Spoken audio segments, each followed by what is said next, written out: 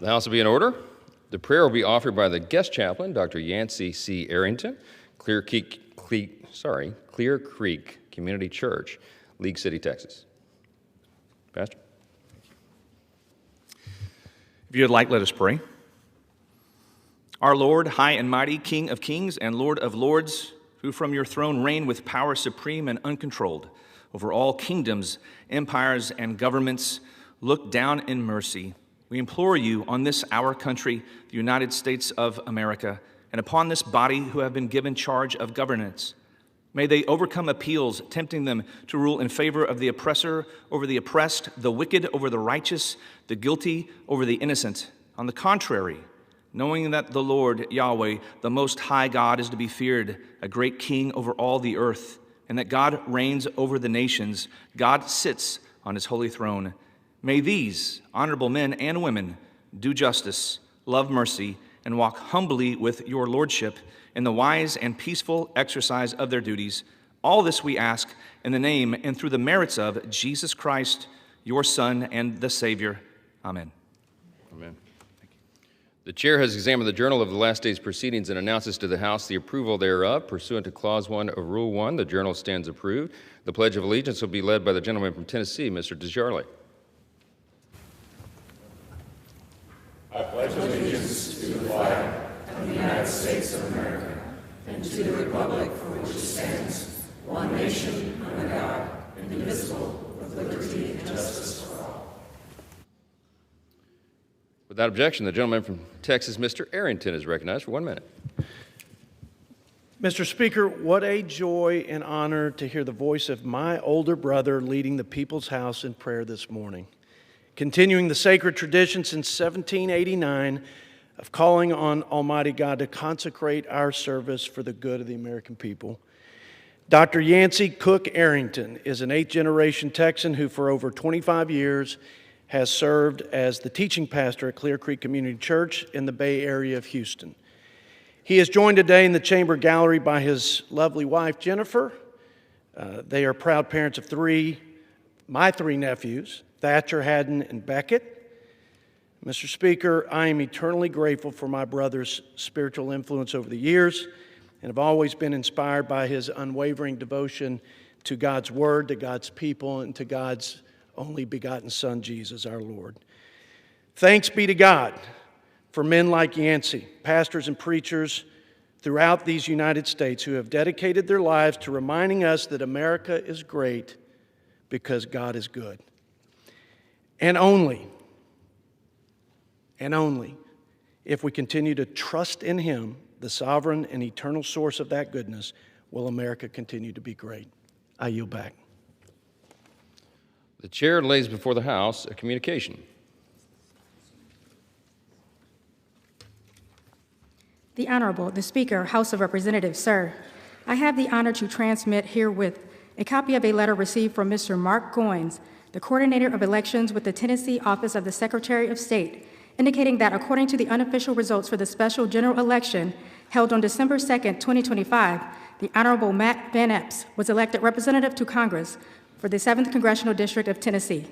Signed sincerely, Kevin F. McCumber, Clerk. For what purpose does the gentleman from Tennessee seek recognition?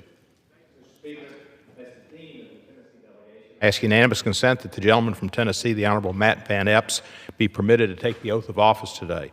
His certificate of election, as I understand it, has not yet arrived, but there's no contest and no question has been raised with regard to his election. Without objection. Will Representative-elect Van Epps and the members of the Tennessee delegation present themselves in the well?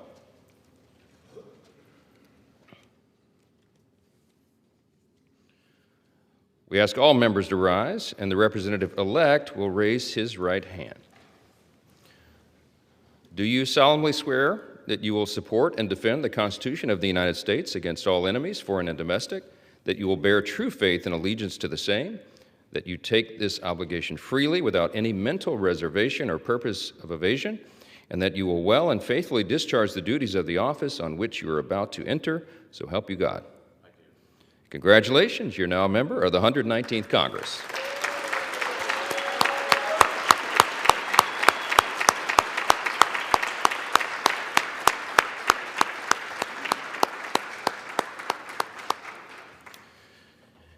Without objection, the gentleman from Tennessee is recognized for 1 minute, Mr. Desjardins.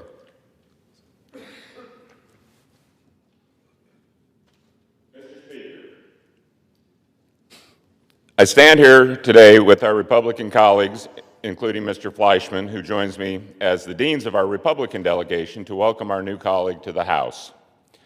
Matt Van Epps brings great personal story to us here in the Congress. He is a West Point graduate, a lieutenant colonel, and has a distinguished record of combat service as a helicopter pilot and mission commander. He is a proven leader with government experience as a member of Governor Bill Lee's cabinet, serving as the Commissioner of the Department of General Services for the state of Tennessee, managing the day-to-day operations of just about every aspect of Tennessee state government. But most importantly, he is a husband and a father, titles much more important than the one you will soon have as Congressman. We are also happy that Meg and Amelia are here, as well as so many other family and friends joining him on this momentous occasion.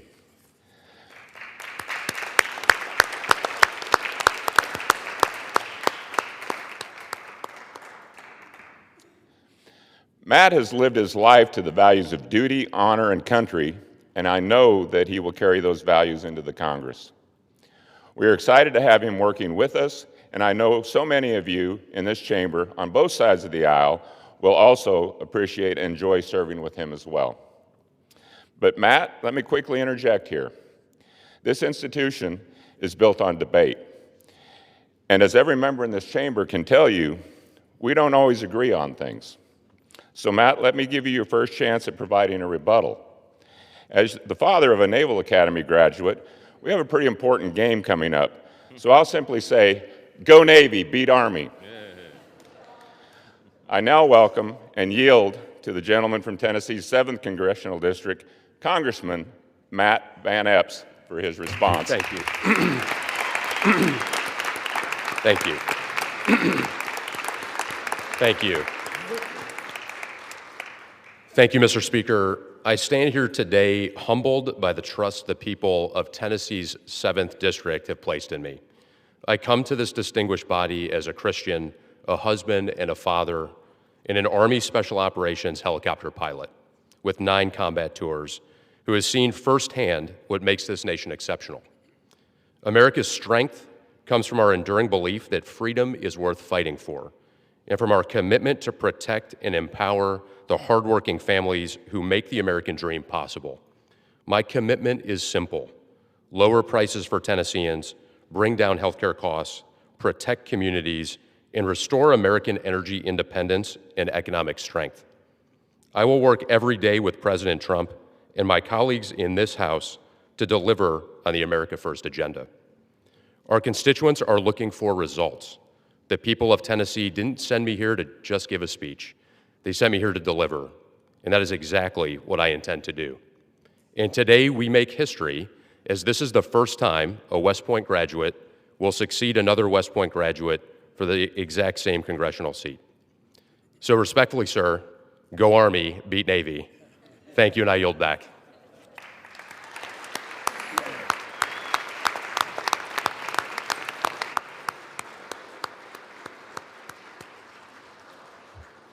Under Clause 5 of Rule 20, the chair announces to the House that in light of the administration of the oath to the gentleman from Tennessee, the whole number of the House is now 433.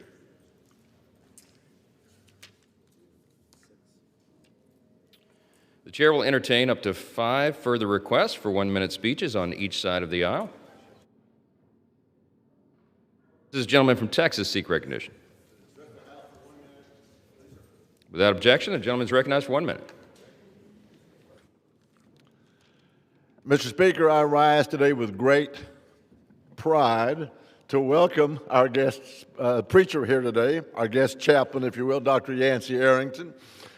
Dr. Arrington serves as a teaching pastor at Clear Creek Community Church. He's from my district, in my district, and does a great service in our district. He's a vibrant congregation under his tutorship. He's in the heart of Texas 14th District. He's a devoted follower of the Lord and Savior Jesus Christ, the righteous. For decades, he has been a shepherd to families across our communities, preaching the gospel of Jesus Christ who died for our sins. Dr. Arrington preaches about the Savior with conviction, clarity, and a heart firmly rooted in service. I've known Dr. Arrington personally, and I can tell you he is the real deal. And I know that because his wife told me, okay?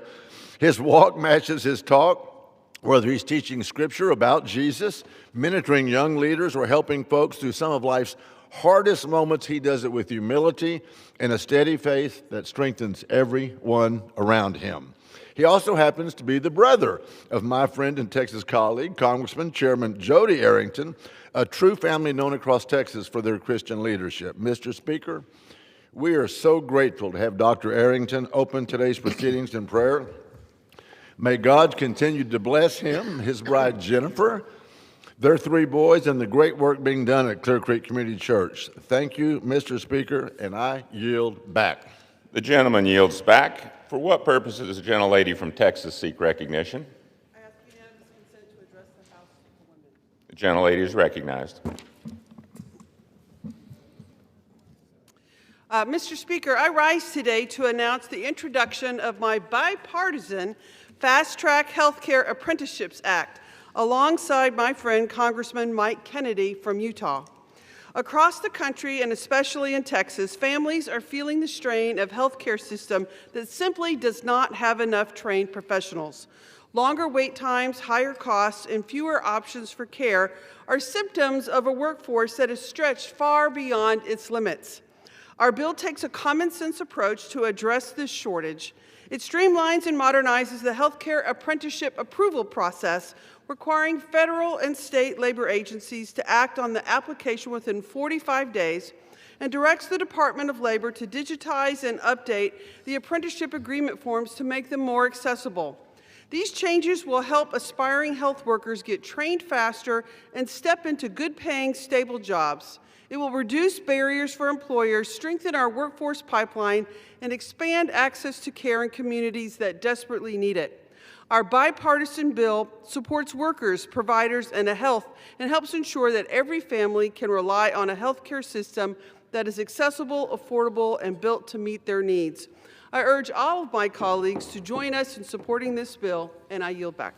Gentlelady yields back. For what purpose does the gentleman from Pennsylvania seek recognition? Mr. Speaker, requesting unanimous consent to address the House for 1 minute and to revise and extend my remarks. Without objection, the gentleman is recognized for 1 minute. Thank you, Mr. Speaker. Mr. Speaker, I rise today to recognize the 50th anniversary of the Individuals with Disabilities Education Act, IDEA, which mandated that every child with a disability in America should have access to a high-quality public education. When Congress passed IDEA in 1975, it was a landmark step towards educational equity. It opened classroom doors to ensure that every child with a disability could grow, learn, and succeed at school. The legislation expanded opportunities for millions of students with disabilities, helping them reach their full potential. Unfortunately, before 1975, students with disabilities had long been denied access to public education. But IDEA transformed the public school experience for students with disabilities and their families. Mr. Speaker, we have an obligation to our students in this country. Thanks to IDEA, our education system is working to serve the needs of every student in America.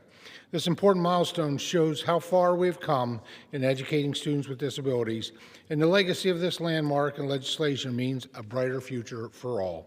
Thank you, Mr. Speaker, and I yield back the balance of my time. Gentleman yields back. For what purpose does the gentleman from Illinois seek recognition?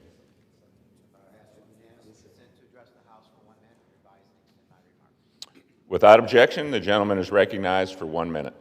Mr. Speaker, I rise today to honor the life and legacy of Daniel James Sullivan of Chicago, a veteran, a man of deep faith, and above all, a devoted husband, father, and grandfather. Daniel served our country during the Korean War, where his compassion stood out, once building a false bottom delivery truck to secretly deliver bread to nuns at a nearby orphanage. Daniel brought that same spirit to his family, his church, and his community. A loyal Chicagoan and a proud Chicago sports fan, nothing gave him more joy than the time he spent with his 6 grandchildren. Of his 6 grandchildren, I had the pleasure of working with Catherine Flannery, who interned in my Washington, D.C. office. We remember and honor Daniel Sullivan, not just as a veteran, but as the kind of American we should all aspire to be. May his memory be a blessing, and I yield back. The gentleman yields back. The chair will receive a message. Mr. Speaker, a message from the President of the United States. Mr. Speaker, Madam Secretary. I am directed by the President of the United States to deliver to the House of Representatives a message in writing. For what purpose does the gentleman from Tennessee seek recognition?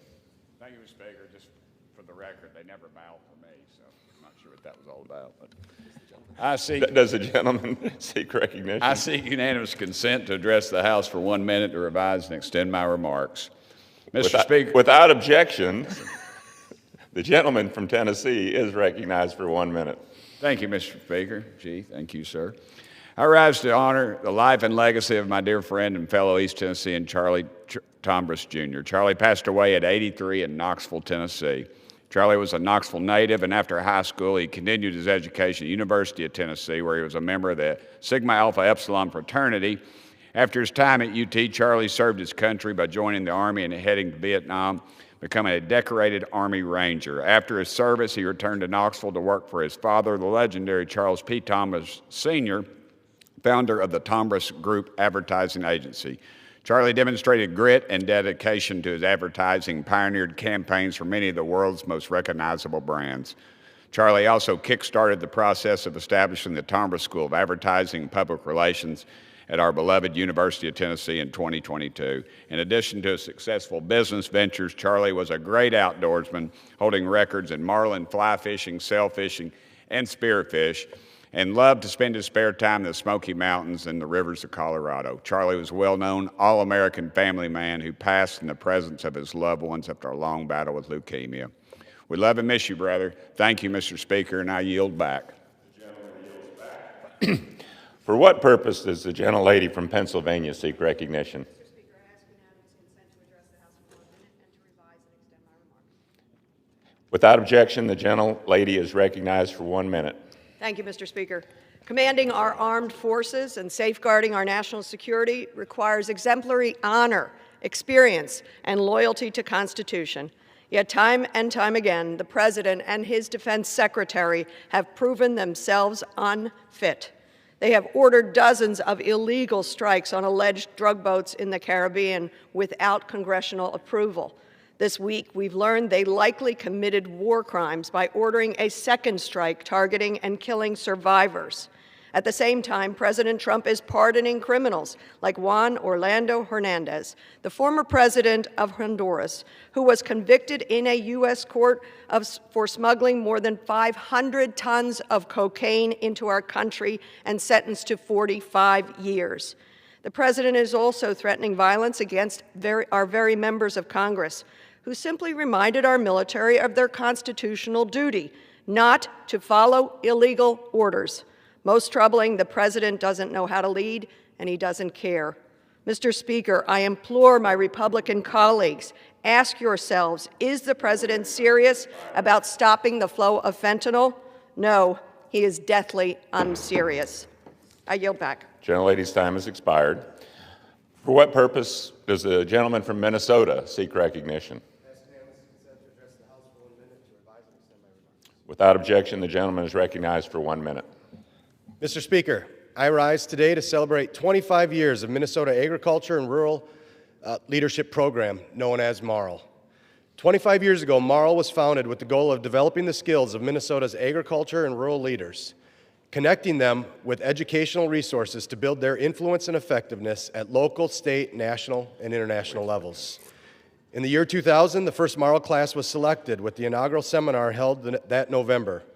Today, MARL is recognized throughout Minnesota as the leading agriculture and rural leadership development program. The idea for MARL was sparked by a 2-year research and development project between Southwest Minnesota State University, University of Minnesota Extension, and the Humphrey Institute at the University of Minnesota. Since its creation, the MARL program has continued to grow throughout the past 2.5 decades with some of Minnesota's most well-respected leaders among its alumni. As a past board member of Marl, I am especially proud to recognize this outstanding program for its commitment to educating and training tomorrow's rural leaders for the past 25 years. I wish them many more years of success. Thank you, Mr. Speaker. I yield back. Gentleman yields back. For what purpose does the gentleman from Tennessee seek recognition? Address the House for 1 minute. Thank you. Without objection, the gentleman is recognized for 1 minute. The United States Peace Institute was created by the Congress of the United States. It's in a beautiful building, and it served a function of trying to bring people together. In February, President Trump issued an executive order dismantling the United States Peace Institute. Subsequently, law enforcement removed the president of the United States Peace Institute forcibly from his office. And then the Trump administration fired every employee and dismantled the office. A district court has ruled it acted improperly because the Congress created the U.S. Peace Institute and the president didn't have the authority to dismantle it. Today I've learned that President Trump has had his name in massive letters put over the Peace Institute, calling it the Donald J. Trump Peace Institute, none of which is legal. Will his ego stop staining this city with putting his name and his picture all over banners contemporaneous or similar to Teddy Roosevelt at the Department of Labor and others? Thank you, Mr. Speaker. I yield back the balance of my time. Gentleman from Tennessee yields back.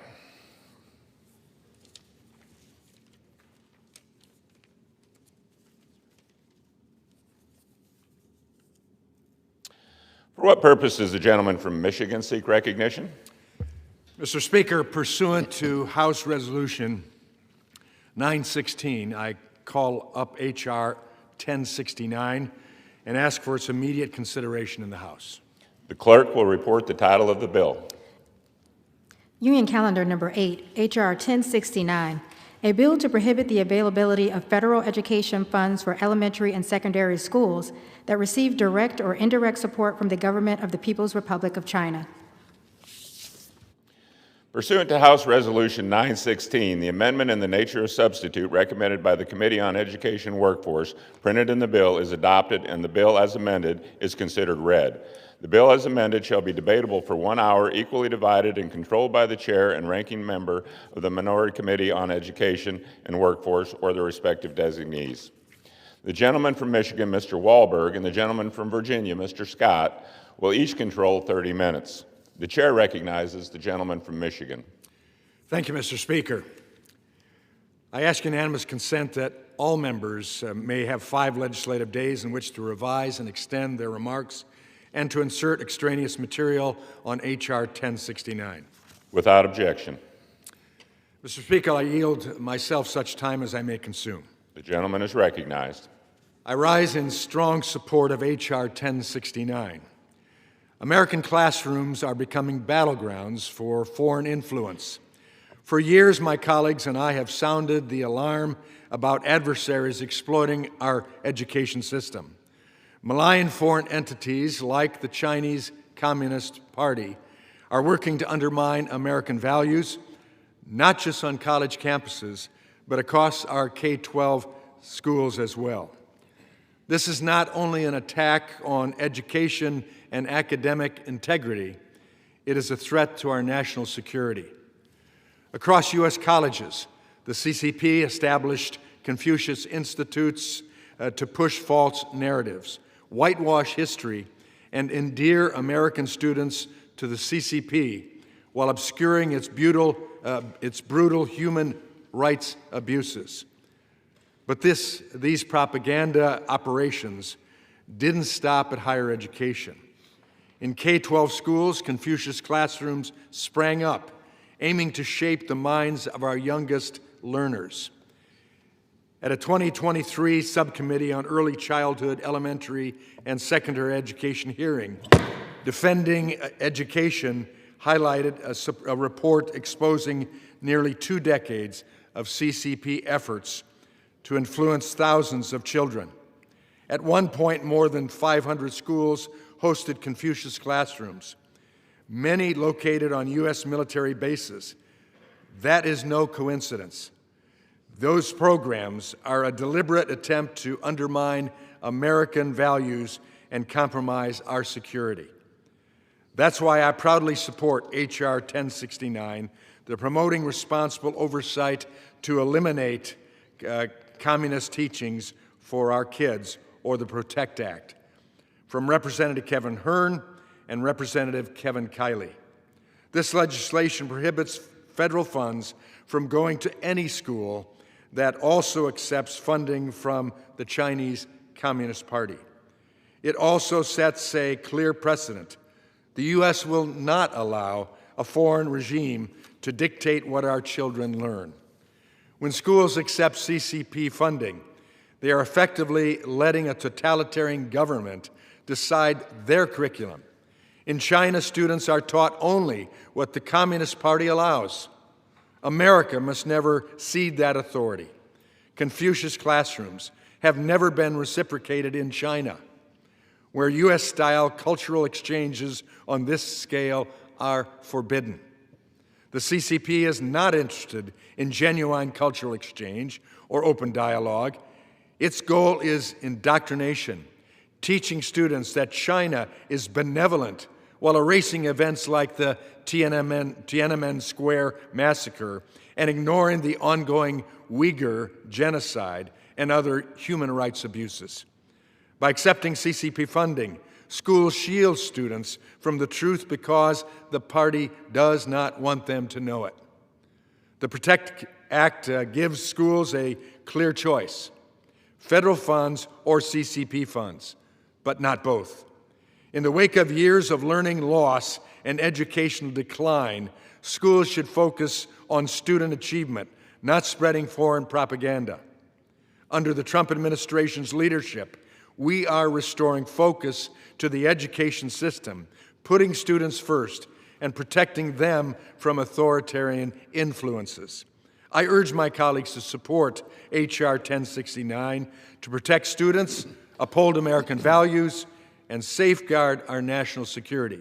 Mr. Speaker, I reserve the balance of my time. The gentleman from Michigan reserves. The gentleman from Virginia, Mr. Scott, is recognized. Thank you, Mr. Speaker. I yield myself such time as I may consume. The gentleman is recognized. And rise in opposition to H.R. 1069, the so-called Protect Our Kids Act.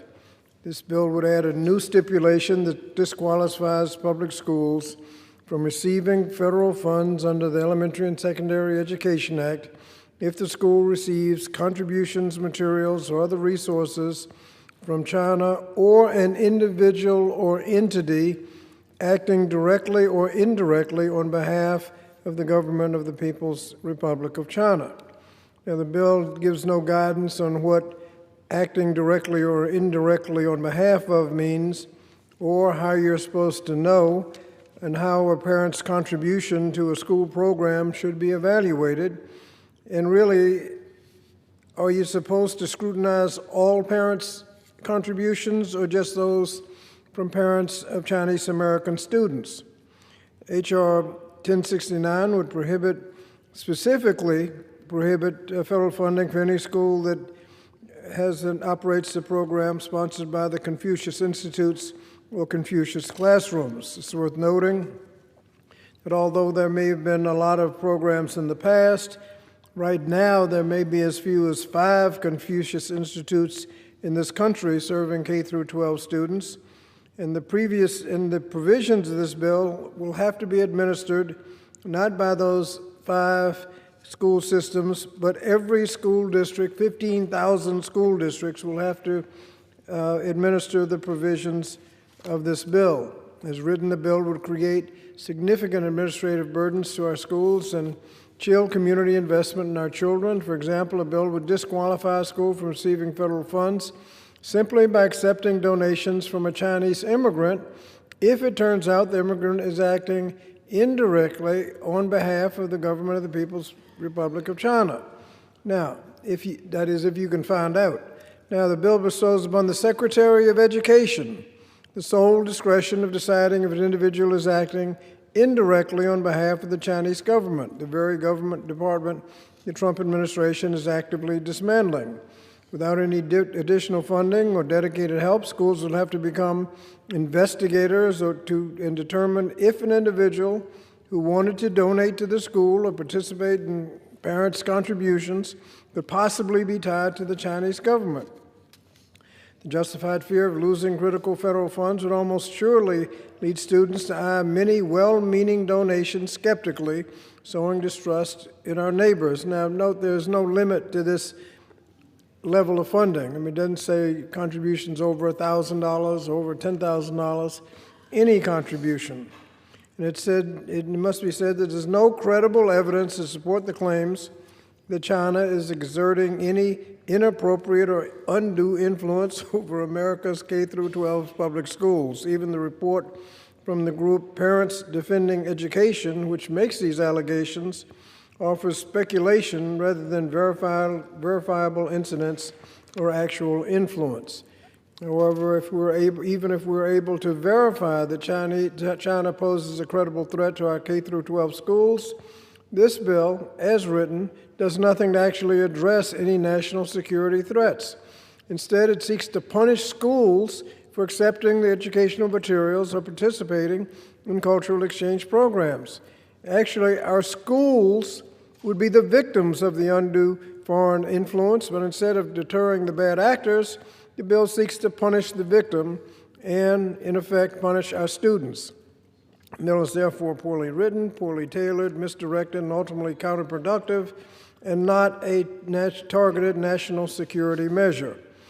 Similar to H.R. 1005 and 1049, which we considered yesterday, H.R. 1069, if passed, would force school districts already facing shortages of teachers and counselors and support staff to divert critical time and resources from instructions to completing bureaucratic paperwork, and this is the very definition of an unfunded mandate. It imposes obligations on 15,000 school systems without offering any capacity or funding to meet that obligation. Lastly, we have to note that the Trump administration is in the process of trying to abolish the Department of Education,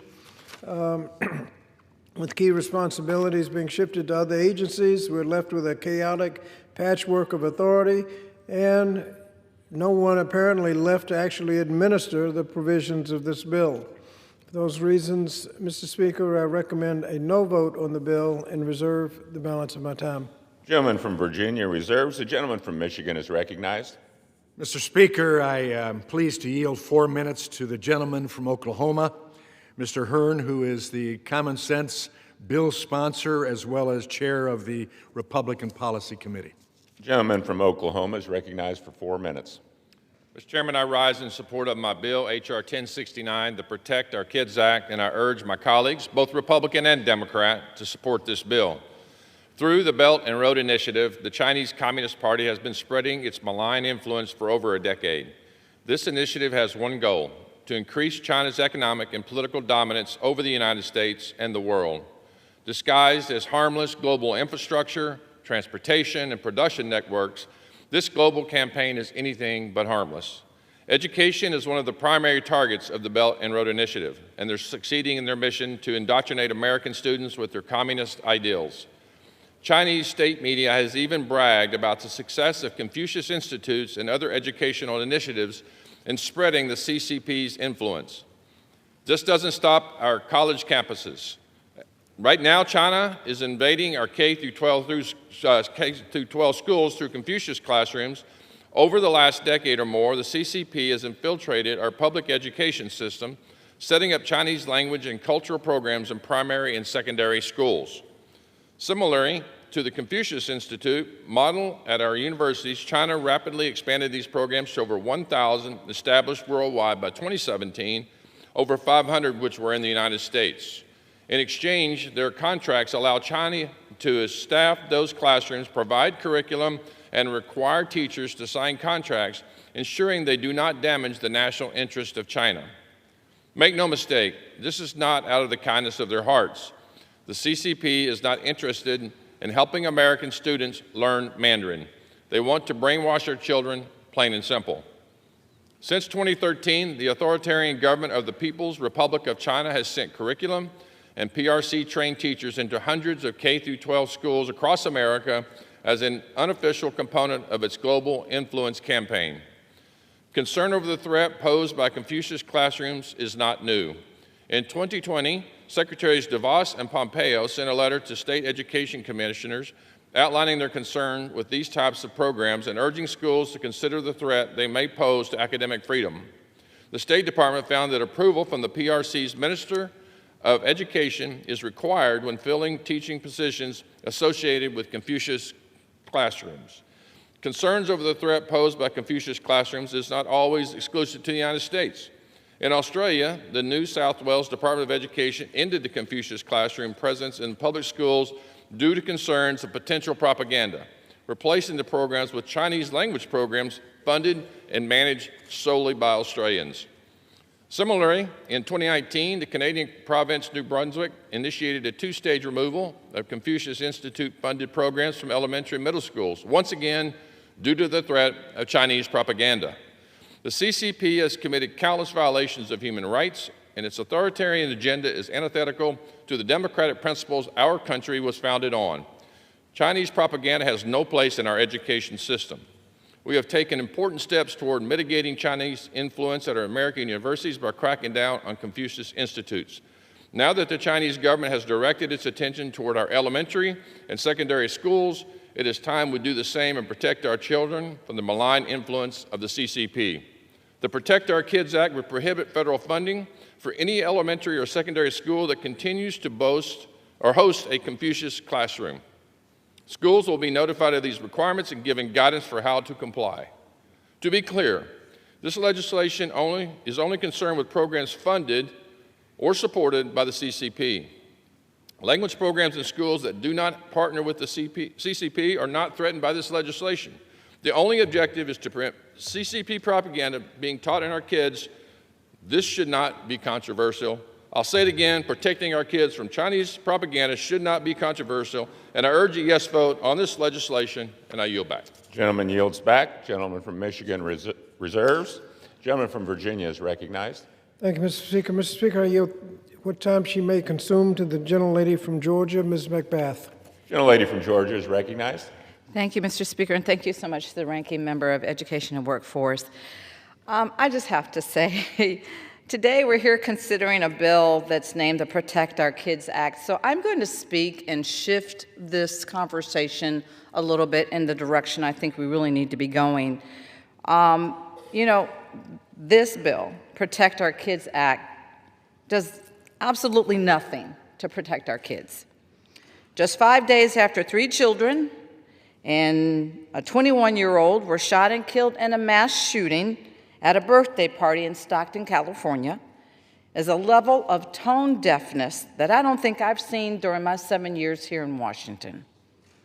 There are 4 families that are burying their children this week. 4 families that are burying their kids, just like I had to when my son, Jordan, was murdered simply for playing loud music in his car. 8-year-old Journey Rose, 9-year-old Maya Lupian, and 14-year-old Amari Peterson will never get the experience that they deserve or the promise that this country offers. They will never get that chance, all because they went to a birthday party and this Congress refuses to do anything about it time and time again. I don't know how many times I have to stand here on this floor to debate, to talk about the numbers of children and people that are dying in this country, and we call this bill Protect Our Kids Act. It does absolutely nothing. You're deflecting over and over and over again against the real crimes against our children. But you want to bring this bill to the floor today that will do absolutely nothing to protect our children. The real way to protect kids is to keep them safe from unnecessary gun violence. That's what we should be doing with this time. But my Republican colleagues refuse to talk anything about protecting children from unnecessary gun violence. And over again, I cannot tell you how many times I'm meeting families every single day. I get alerts from my staff every single day of every mass murder, of every tragedy in this country, and it is overwhelming. So excuse me if we're going to sit here and talk about protect our kids. If you're really willing to do that, then you bring up gun violence prevention legislation. You bring up policy that really does the very thing that you are pretending through this bill to protect our children. There is no greater threat to our kids in school, no greater threat to them at church, at their birthday parties, or any other private or public space across this country than gun violence. The Bipartisan Safer Communities Act, that was a very important step that we took. We did really good work, not just for Democratic children, but for Republican children as well. But we must do more to keep our children safe. Shootings are the leading cause of death for children and teenagers in this country.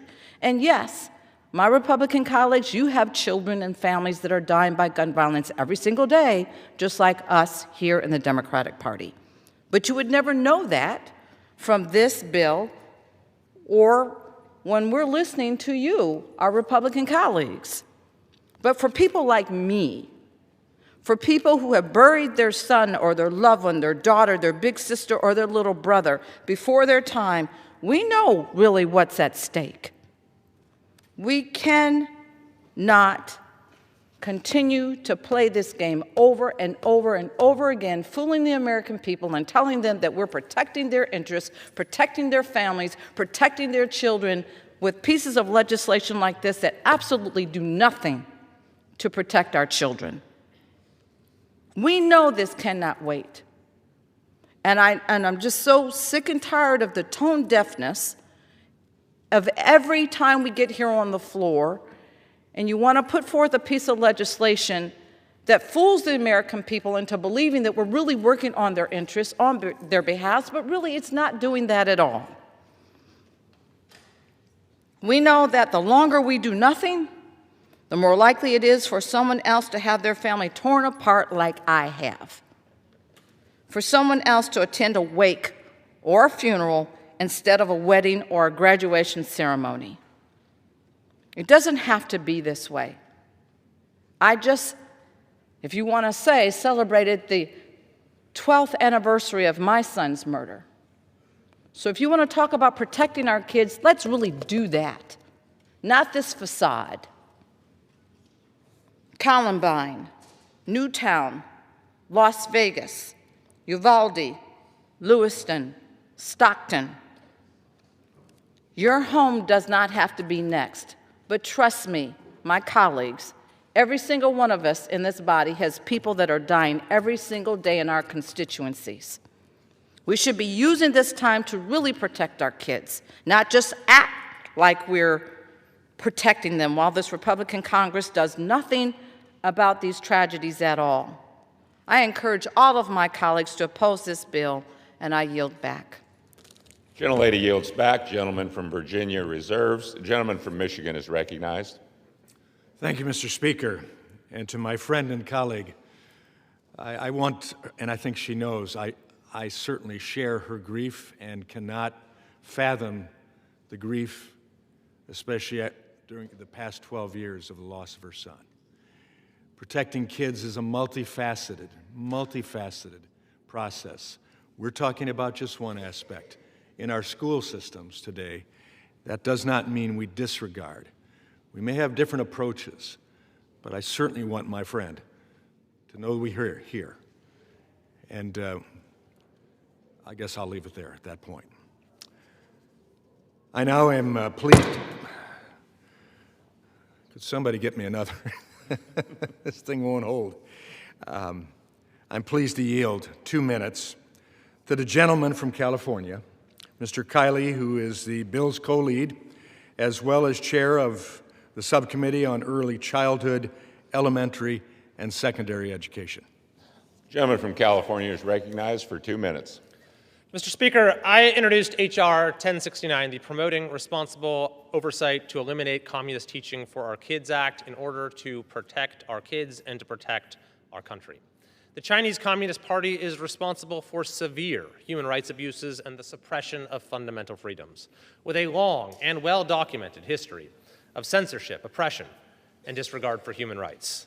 But it is equally well understood that the CCP aggressively pushes its propaganda worldwide to reshape global narratives in its favor. That effort has extended into virtually every facet of American society, including, unfortunately, American classrooms. Findings from the State Department have revealed that CCP-funded so-called Confucius classrooms have operated in over 500 K-12 schools across the United States. Now, these programs, they're not about education.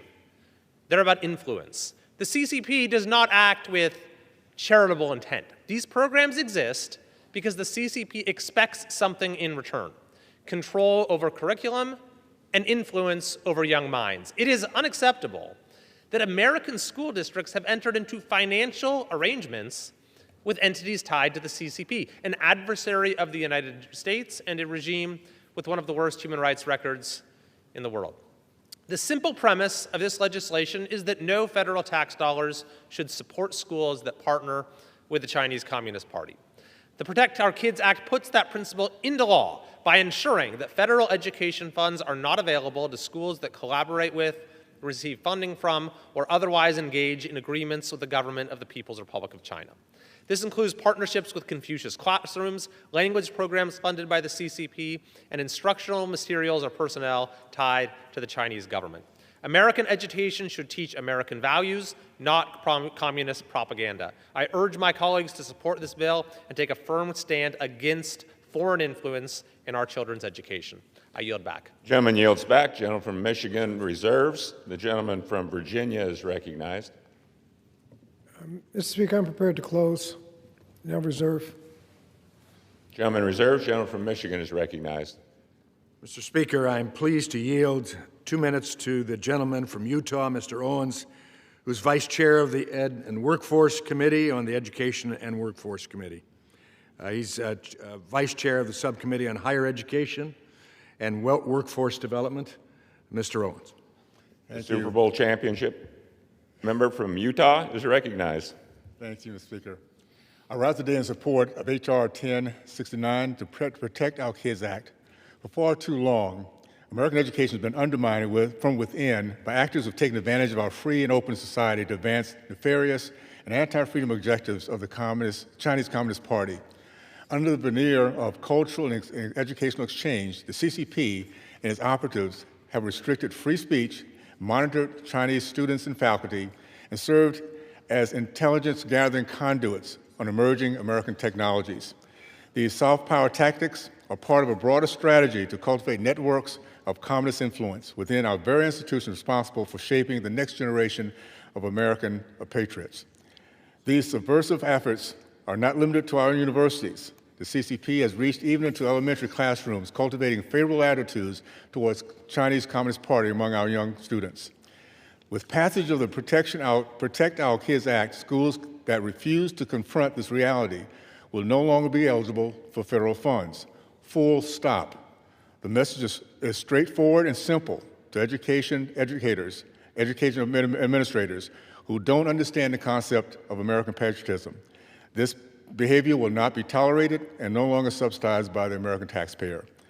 Under this Republican majority and this Trump administration, American education will be protected and renewed. Our classrooms will return to their rightful purpose, teaching and preserving our great American values. Thank you, and I yield back. Gentleman yields back. Gentleman from Michigan reserves. The gentleman from Virginia is recognized. I reserve. Gentleman reserved. Gentleman from Michigan is recognized. I thank the Speaker. I now am pleased to yield 2 minutes to the gentlewoman from California, Representative Kim, Chair of the Subcommittee on East Asia and the Pacific, and the House Foreign Affairs Committee. Gentlelady from California is recognized for 2 minutes. Thank you. Thank you, Speaker. I rise today in strong support of H.R. 1069, the Protect Our Kids Act. The Chinese Communist Party is executing the most sophisticated global influence campaign of our time. They are not just targeting our military or U.S. companies, they are targeting our children. One of the CCP's key tools is the Confucius Classroom program. These programs are funded, staffed, and overseen by the Chinese government, giving them direct influence over curriculum, teaching materials, and the content presented to American children.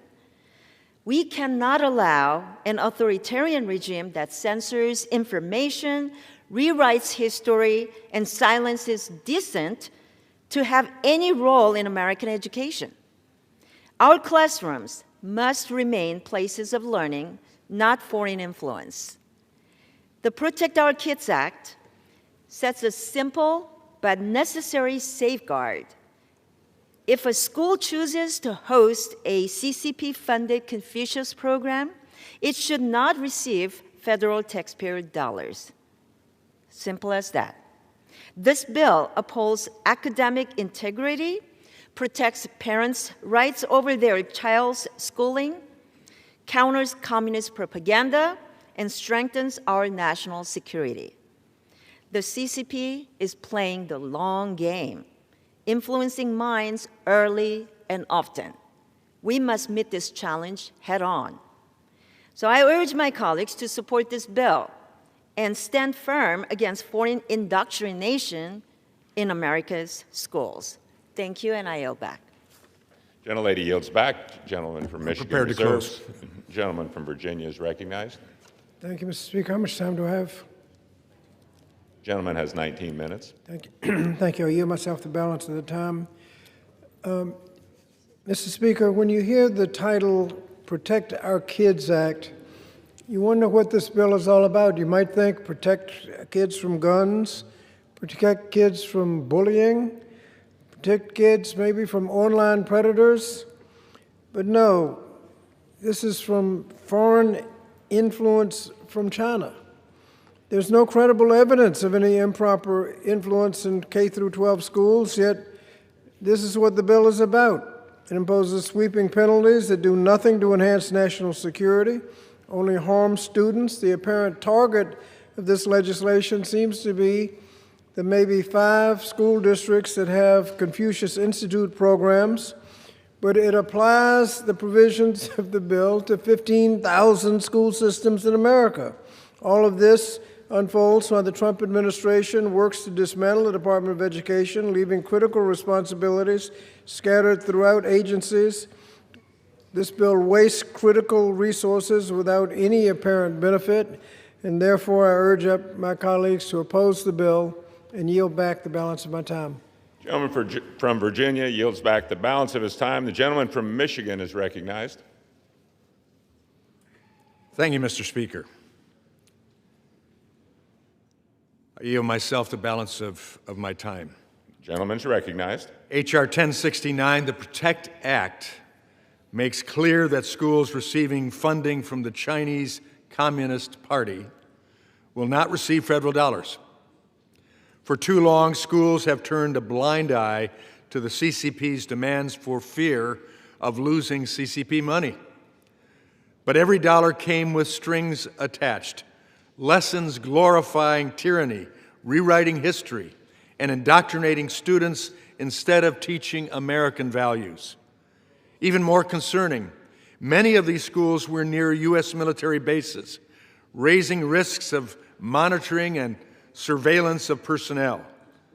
This is unacceptable. To protect our students and our national security, we must pass the PROTECT Act.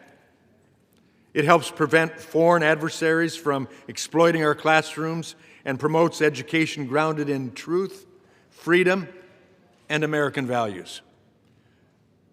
Mr. Speaker, I urge my colleagues to support the legislation, and I yield back the balance of my time.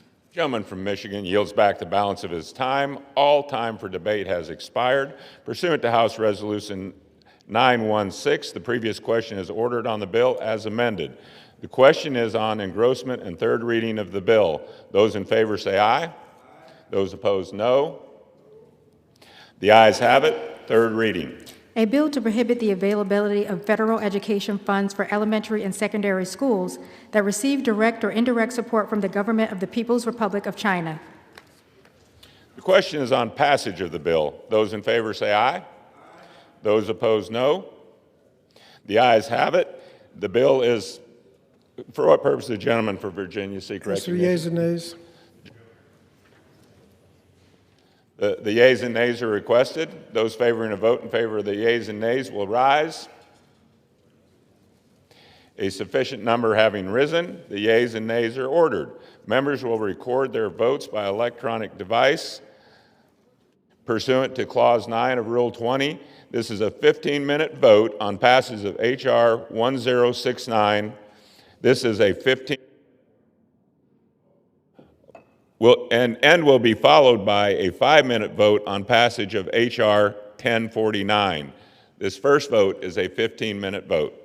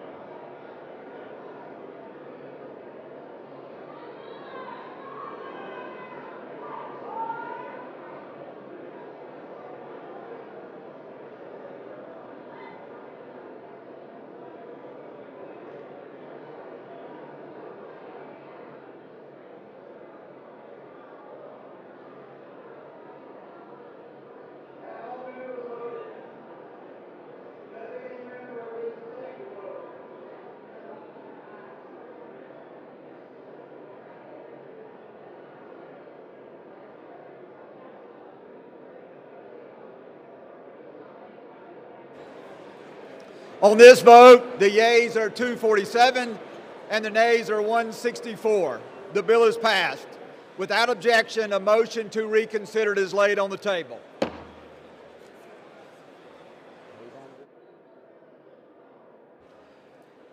Pursuant to Clause 8 of Rule 20, the unfinished business is the vote on passage of H.R. 1049, on which the yeas and nays are ordered. The clerk will report the title of the bill. Union Calendar Number 7, H.R. 1049, a bill to ensure that parents are aware of foreign influence in their child's public school and for other purposes. The question is on passage of the bill. Members will record their vote by electronic device. This is a 5-minute vote.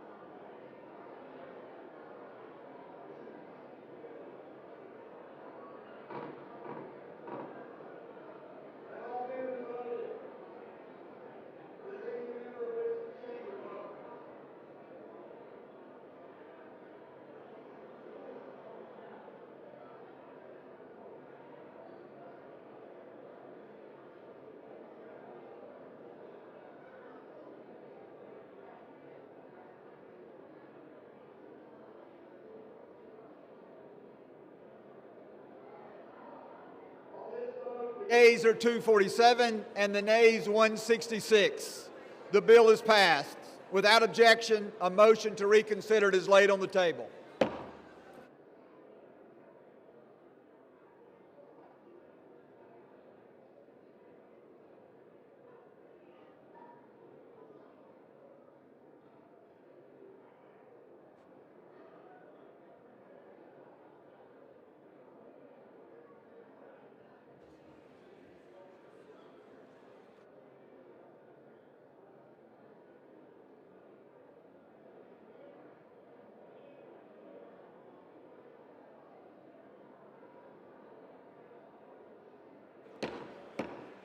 The House will be in order. The House will be in order. For what purpose does the gentleman from Florida seek recognition? Mr. Speaker, I ask unanimous consent that when the House adjourns today, it adjourn to meet at 11 a.m. tomorrow, and further, when the House adjourns that day, it adjourns to meet on Tuesday, December 9, 2025 for morning debate and at 2 p.m. for legislative business. Without objection.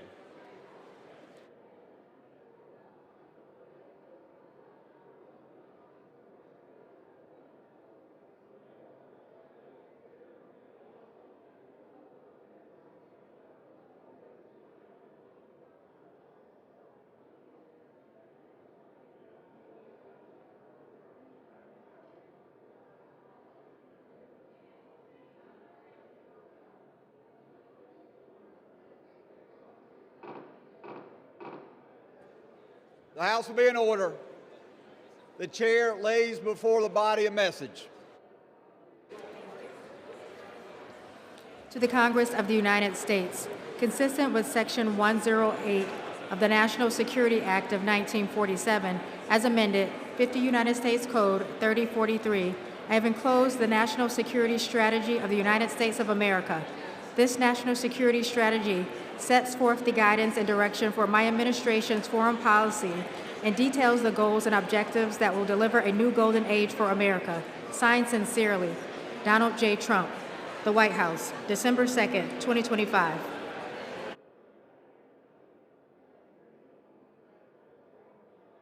Referred to the Committee on Armed Services.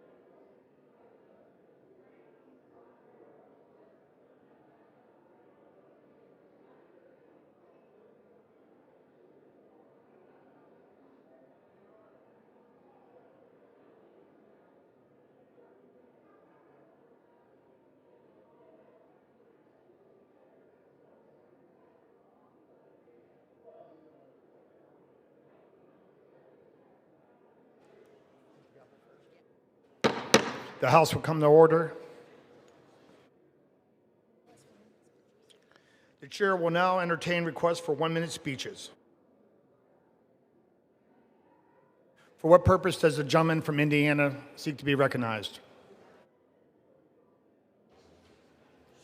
I seek unanimous consent to address the House for 1 minute and revise and extend my remarks. Without objection, the gentleman from Indiana is recognized for 1 minute. Mr. Speaker, I rise to congratulate the Indiana High School Athletic Association 3A football state champions, the Cascade Cadets. The Cascade High School football team triumphed over Fort Wayne, the Lures, and with a 29-14 victory, securing the first football championship in the school's history. These outstanding athletes played the hardest at Lucas Oil Stadium on Friday. The Cascade Cadets secured a commanding lead in the first quarter and remained dominant throughout the game, ultimately emerging victorious. I want to congratulate these outstanding student athletes in winning the state championship, fitting the way to the end of their perfect season. The students on Cascade's football team should be extraordinarily proud of their tireless efforts and dedication. I know this win means so much to everyone in the Clayton community who has been cheering them on to victory. Congratulations again to the Cascade Cadets on this historic championship. I yield back. For what purpose does the gentleman from North Carolina seek recognition?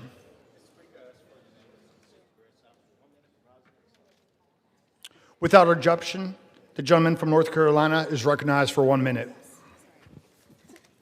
Mr. Speaker, our farmers are the heart and soul of Eastern North Carolina. They wake up before the sun rises, working hard to put food on the tables across this country and to keep our local economy strong. But right now, they're facing real and growing pressure. Tariffs are hitting many of our farmers hard. Costs are climbing, markets are shifting, and it's getting harder and harder for them to make ends meet. It's as if they're fighting with one hand tied behind their backs, and they can't keep taking it under the chin. We can't sit back and watch our farms, families who feed this country to get pushed to the brink. Their livelihoods are hanging in the balance, and they deserve more than words. They deserve action. We need fair, balanced trade policies that strengthen our agriculture community so our farmers can thrive and not just survive. We must not sit back, but that means we need tariff relief assistance so our farmers can stay open and our rural economy can be strong. Our farmers have always had our backs. We must have their backs. I yield back. For what purpose does the gentleman from Indiana seek recognition? Without objection, the gentleman from Indiana is recognized for 1 minute. Thank you, Mr. Speaker. While I'm happy to say that Indiana is one of the most affordable states for home ownership in the country, I know the dream of owning a home is still far off for many Hoosiers. We have a serious housing shortage in this country. A key reason for this is outdated and obstructive government regulations that prevent and delay new construction. That's why I introduced the bipartisan Streamlining Rural Housing Act. This bill would require HUD and USDA to develop a joint environmental review process for rural housing projects, cutting red tape and making rural housing easier to build. If we are here to help more Americans achieve the dream of home ownership, we must make it easier to build new homes. That means getting government out of the way and allowing developers to build faster and at a lower cost. I look forward to continuing my work to make homes affordable for Hoosiers and remain committed to addressing the housing shortage in this country. I'll yield back. For what purpose does a gentlewoman from California seek recognition?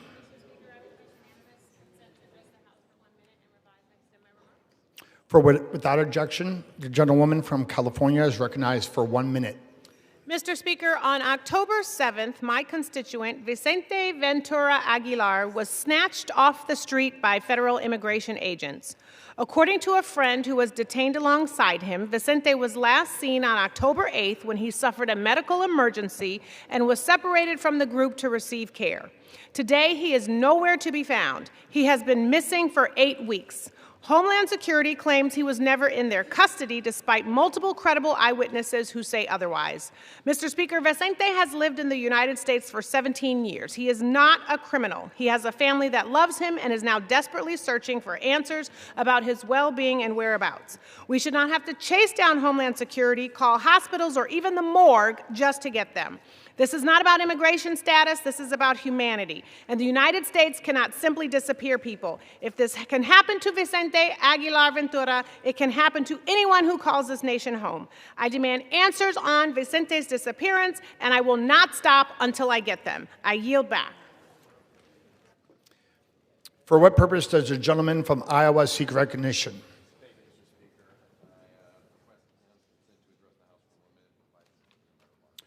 Without objection, the gentleman from Iowa is recognized for 1 minute. Well, Mr. Speaker, I rise today in recognition of a lifetime of service and leadership in that of one Terry E. Branstad, Iowa's longest-serving governor and America's ambassador to China. Terry was born and raised on a family farm near Leland, Iowa, where Governor Branstad lived the value that defined the state of Iowa: hardworking, faith, and service before self. He carried those values from the field in northern Iowa to the halls of government, where he helped shape a legacy that touched every corner of our state. And in every corner of that state, he knows a story about an Iowa family and how he helped them. When Terry first entered public service, he brought boundless energy and a deep sense of purpose. As a young candidate for governor, he was known for literally running to the stage. His predecessor said that's not very governor-like, but it was very Terry Branstad-like. And it's something that we've all tried to live in our lives going forward. He went on to become the longest-serving governor in history with 22 years of steady leadership. He served as U.S. ambassador to China, advancing trade, advocating for human rights, and strengthening America's agriculture. I had the honor of a lifetime of interning for Governor Branstad in 1995. His example of integrity, discipline, and humility is shaping who I am today. We're both Drake grads, we're both military members, we're veterans, and we're committed to serving Iowa. Governor Branstad and his wonderful wife, Chris, are more than just mentors, they're friends to every Iowan. He's a leader who helped build our state, and we are proud to call it home. Ambassador Branstad, Governor Branstad, congratulations on this year's Iowa Award. You've more than earned it. Mr. Speaker, I yield my time. For what purpose does the gentleman from Illinois seek recognition?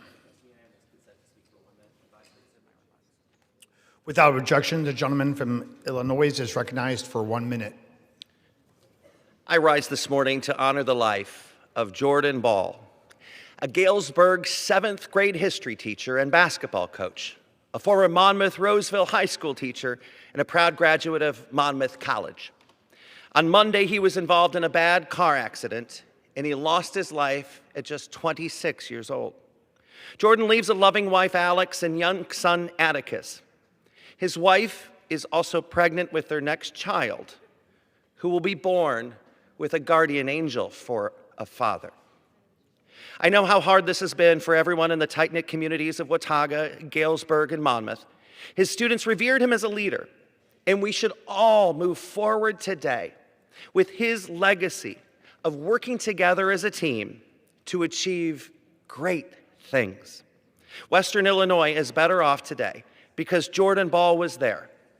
May his memory live on with his students, his family, his community, and our nation. I yield back. For what purpose does the gentleman from Michigan seek recognition? Address the House for 1 minute and to revise and extend my remarks. Without objection, the gentleman from Michigan is recognized for 1 minute. Mr. Speaker, I rise today to recognize the Menominee Maroons football team. The Maroons proudly represented Michigan's 1st congressional district in the Upper Peninsula by winning the Michigan Division 7 state championship, capping off a 14-0 season. This wasn't luck. This was discipline, toughness, and outright superiority. What makes this championship even more special is how the UP made it possible. With just days to prepare for the long trip to Ford Field, the Maroons suddenly needed tens of thousands of dollars for buses, lodging, and meals. Our Youpers stepped up, raising nearly $30,000 in a matter of days, with the entire community pulling together because they believed in this team. Coach Brandt restored UP power to Michigan high school football, bringing home the first state title to the Upper Peninsula since 2015. As Coach said, we couldn't be here without our community and our town. It is with great pride that I recognize the Menominee Maroons for bringing a state championship back to the UP. Undefeated state champions, a true source of pride for our entire Yooper community. Congratulations, Maroons. Well done. I yield back. For what purpose does the gentleman from New York seek recognition? Mr. Speaker, I rise to ask the House for unanimous consent for 1 minute and to revise and extend my remarks. Without objection, the gentleman from New York will be recognized for 1 minute. Thank you, Mr. Speaker. I rise today to bring attention to the anti-education agenda of the Trump administration. The Department of Education's RISE Committee is offering a proposal to downgrade the professional status of various careers that they think, after many years, don't deserve academic stature and access to vital funding: nursing, physical therapy, audiology, architecture, and social work. This assessment comes from the leader of the Department of Education, who has no advanced degree in education, but does know a lot about pro wrestling. I was the chief executive officer of a government of over 1 million people with a $2.5 billion budget and 4,200 employees. These secretaries and committees can theorize all they want, but I needed professional, well-trained, and certified nurses, social workers, and the like to deliver real-world services to real people in the day-to-day management of a large county. Let's stop the ideological foolishness. Place this proposal to downgrade careers where it belongs, in the Department of Garbage and Sanitation. Let's get back to grown-up, serious government that understands the problems in America and addresses those problems. Thank you, Mr. Speaker, and I yield.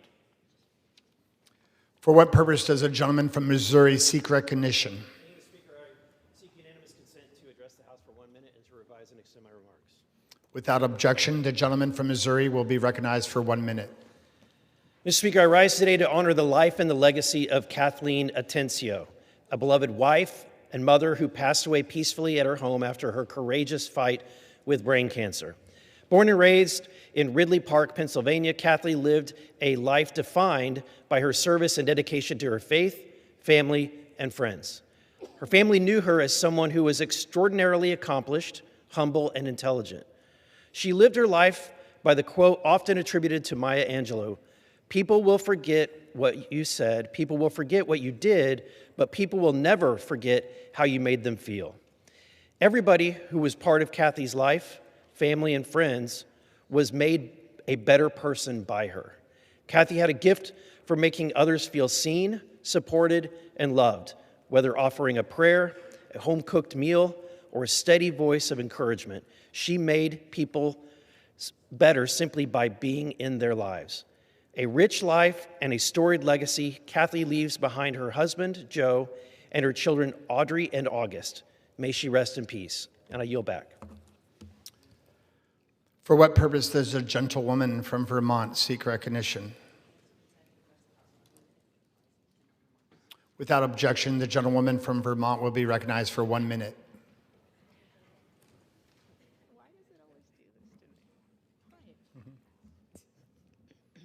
Thank you, Mr. Speaker. The Uniform Code of Military Justice is clear. It requires service members to obey lawful orders and to refuse illegal orders. You can't order a service member to commit a crime. It's that simple. And if you are a service member, you can't follow an order that requires you to commit a crime. Recently, my Democratic colleagues merely reminded our service members of their lawful duty. The president's reaction? He said that these Democratic members of Congress were traitors and should be hanged. Fast forward to last week when we learned that Secretary Pete Hegseth ordered the illegal killing of defenseless survivors of an attack on a boat in the Caribbean. This is what our colleagues was warning about. Secretary Hegseth and anyone else who commits war crimes must be held accountable. Secretary Hegseth has to go. I yield back.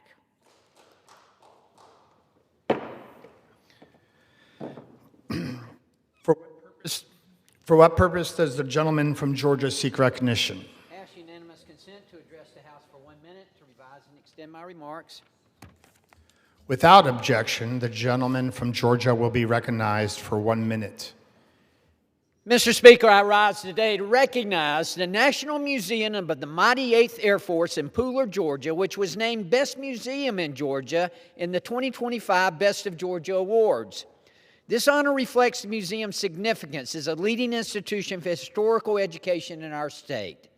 The museum preserves the legacy of the Mighty 8th Air Force and teaches the history of World War II aviation through exhibits, artifacts, and educational programming. Visitors can explore restored aircraft and walk through immersive spaces that allow them to connect with the people who served. Many leave with a deeper appreciation for sacrifice, for duty, and the responsibility we all share to remember their stories. I'm proud of Pooler for keeping this history alive and accessible. I congratulate the museum, which holds a special place for me as it was established during my time as mayor. In fact, it was the first speech I gave as mayor of the city of Pooler. And I thank the staff, the veterans, and the volunteers for their important work. Thank you, Mr. Speaker, and I yield back. For what purpose does the gentleman from Virginia seek recognition? Without objection, the gentleman from Virginia will be recognized for 1 minute. Mr. Speaker, it is my honor to recognize Chief Brian Layton on his retirement from the Fredericksburg Police Department after 3 decades of service. Chief Layton has served in the department since 1994 and as chief since January 2020. He has strengthened department recruitment and retention, modernized their operations, and is expected to soon achieve national accreditation for the city's Emergency 911 Center. The role that Chief Layton has played in regional public safety is invaluable. On behalf of the city of Fredericksburg and its residents, I extend our deepest gratitude to Chief Layton for his unwavering service and dedication. His impact on our community will be felt for years to come. Chief, I'm honored to congratulate you on this well-earned moment and recognize you as this week's Constituent of the Week. I wish you a restful retirement, and I yield back. For what purpose does the gentleman from Colorado seek recognition? I ask for unanimous consent to address the House for 1 minute and to revise and extend my remarks. Without objection, the gentleman from Colorado will be recognized for 1 minute. Thank you, Mr. Speaker. I rise today to celebrate the upcoming 70th annual tracking of Santa Claus by the North American Aerospace Defense Command at Peterson Space Force Base in my district in Colorado Springs. Originally tracked by the Continental Air Defense Command, which is now known as NORAD, the command tracks Santa on his sleigh, pulled by 9 reindeer, including their leader, Rudolph, as he travels around the world to give gifts to all the children on Santa's nice list. Now, I encourage every family to track Santa on the NORAD Track Santa website this upcoming Christmas Eve and to keep a watchful eye on the skies for Santa as he passes overhead bearing gifts for all of those good kids. And to all the children, Mr. Speaker, even some who may serve in Congress, I would say it is an exciting time of the year. Mr. Speaker, look up in the sky on Christmas Eve and track Santa on the NORAD Tracks Santa website, and I yield back. Indeed. For what purpose does the gentleman from Rhode Island seek recognition? Speaker, I ask unanimous consent to address the House for 1 minute and to rise and extend my remarks. Without objection, the gentleman from Rhode Island will be recognized for 1 minute. Mr. Speaker, I rise today to recognize the contributions of Rhode Island Manufacturers Association Executive Director David Shenever. David is retiring after more than a decade leading our state's leading manufacturing organization. For more than 40 years, David has worked tirelessly to strengthen Rhode Island's manufacturing sector. And he hasn't just been the president, he's been a member. David built a successful company providing precision components for multiple markets. During his tenure at RIMA, he championed workforce development through the expansion of career and technical education for our students and helped countless small businesses transition to the future. At the height of COVID, he helped the Rhode Island Department of Business Regulation create the Pledge Program to deliver personal protective equipment to manufacturers so they could remain open and operate safely. David's hard work and strategic vision leave a legacy of growth for an essential part of Rhode Island's economy, our manufacturing strength. We thank you for your efforts, David. I yield back. For what purpose does the gentleman from Utah seek recognition? Without objection, the gentleman from Utah will be recognized for 1 minute. Thank you, Mr. Speaker. I rise today to recognize Ms. Vina Black, an Albert Einstein Distinguished Educator Fellow, a dedicated elementary teacher for over 20 years, and a personal friend who has served our office with exceptional commitment this past year. Vina was selected among a highly competitive group of peers to come to Washington to better understand the legislative process and to improve STEM education in the United States.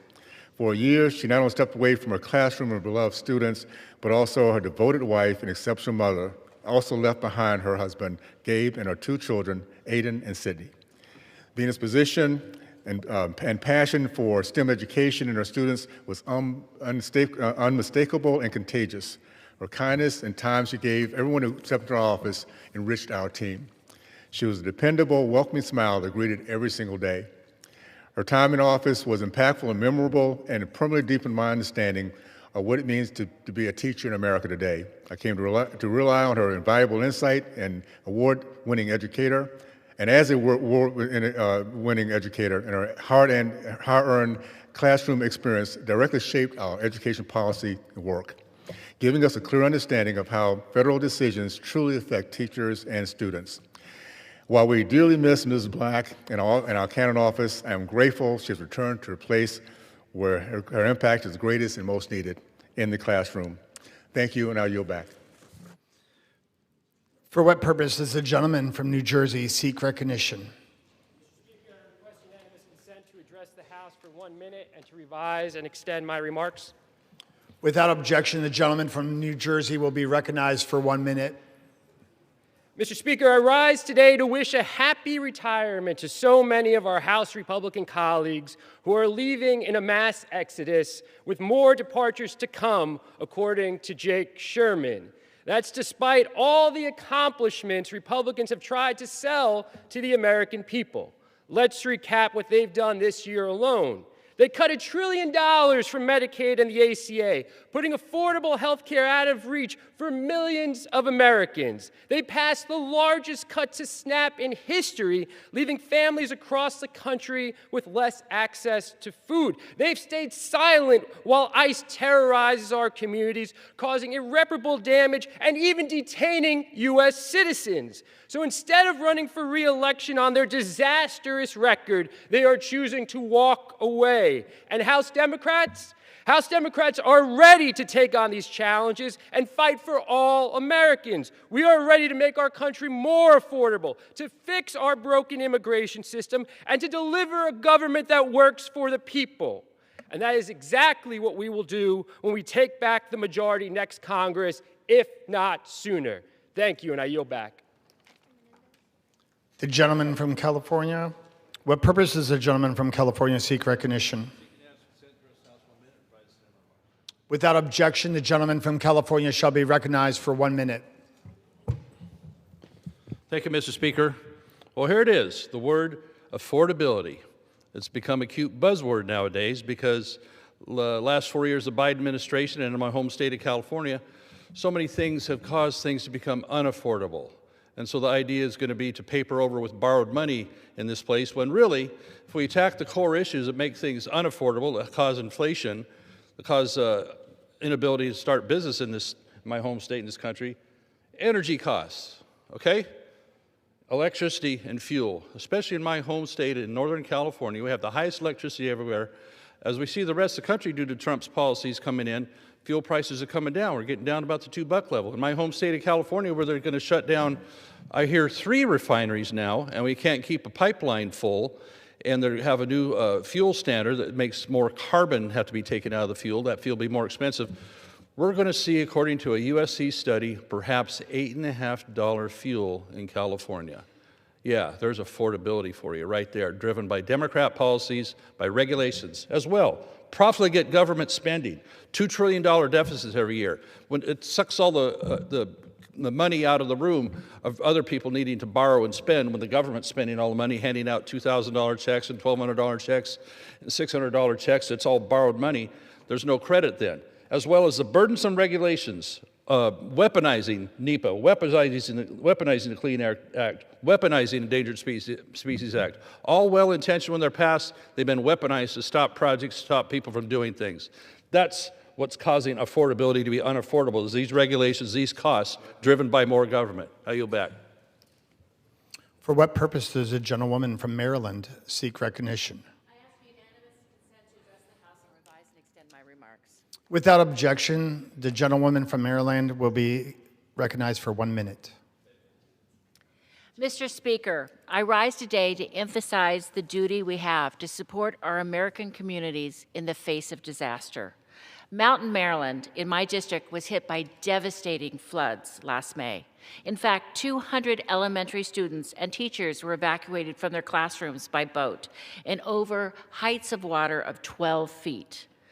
When this disaster hit in Maryland, emergency alerts and warnings were essential to a fast and safe recovery, and I commend the effective and exemplary service of our first responders. However, what didn't come quickly was the federal aid that my constituents needed most. Today, I'm introducing 2 bills to reinforce strong, reliable disaster response and recovery efforts. First, the Emergency Grant Fairness Act, which will ensure that local public broadcasters have the resources they need to reach everyone at risk during a disaster. Second, a bipartisan Rural Recovery Act, which would guarantee that USDA rural development technical assistance is automatic in order to effectively help communities recover from a disaster. From Mountain, Maryland to every corner throughout America, we should leave no community stranded in an emergency, and I ask my colleagues to join me in support of these bills. I yield back. For what purpose does the gentleman from North Carolina seek recognition? Ask unanimous consent to address the House. Extend my remarks. Without objection, the gentleman from North Carolina shall be recognized for 1 minute. Thank you, Mr. Speaker. I rise today to recognize Cleveland Community College on the anniversary of its founding. Since July 1st, 1965, when fewer than 40 students gathered in 2 rented buildings, Cleveland Community College has grown into a cornerstone of progress and opportunity for Cleveland County and our region. Cleveland Community College has always risen to meet the needs of our community, training returning veterans in its earliest days, and now preparing students for careers in advanced manufacturing, healthcare, and others. Thanks to strong leadership from the founding president, Dr. James Petty, and the current president, Dr. James Hurst, and the presidents in between all those years, the college now boasts state-of-the-art centers for technology, emergency services, allied health, and workforce development, along with strong partnerships with local schools and businesses. Today, it stands as one of North Carolina's highest performing community colleges, in fact, one of the most high performing community colleges in the country.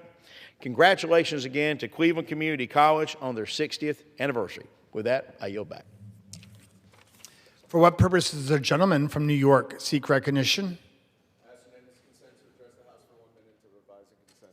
Without objection, the gentleman from New York will be recognized for 1 minute. Mr. Speaker, I rise to condemn the excessive violence that we are seeing from federal immigration agents on the streets of Chicago, New York, New Orleans, and all across the country. Donald Trump's militarized secret ICE agents are creating fear and terror around our country. Their lawless behavior has no place in our democracy, and I am proud to lead Democrats in fighting back. That's why I introduced the No Secret Police Act, to get rid of masks, to require agents to show identification, to hold ICE accountable. Soviet-style secret police have no place in the America I know and love. According to ICE's own data, 70% of immigrants arrested have no criminal history whatsoever, and just 5% have violent criminal convictions.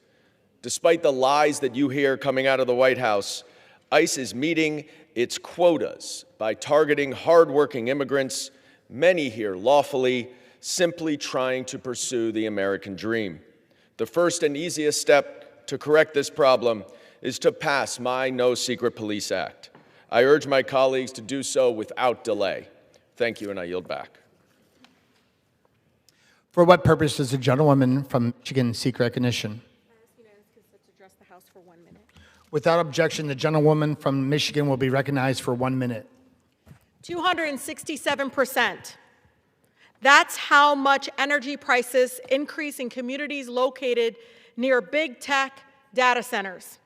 DTE Energy in my state already charges us some of the highest rates in the nation with some of the most unreliable services.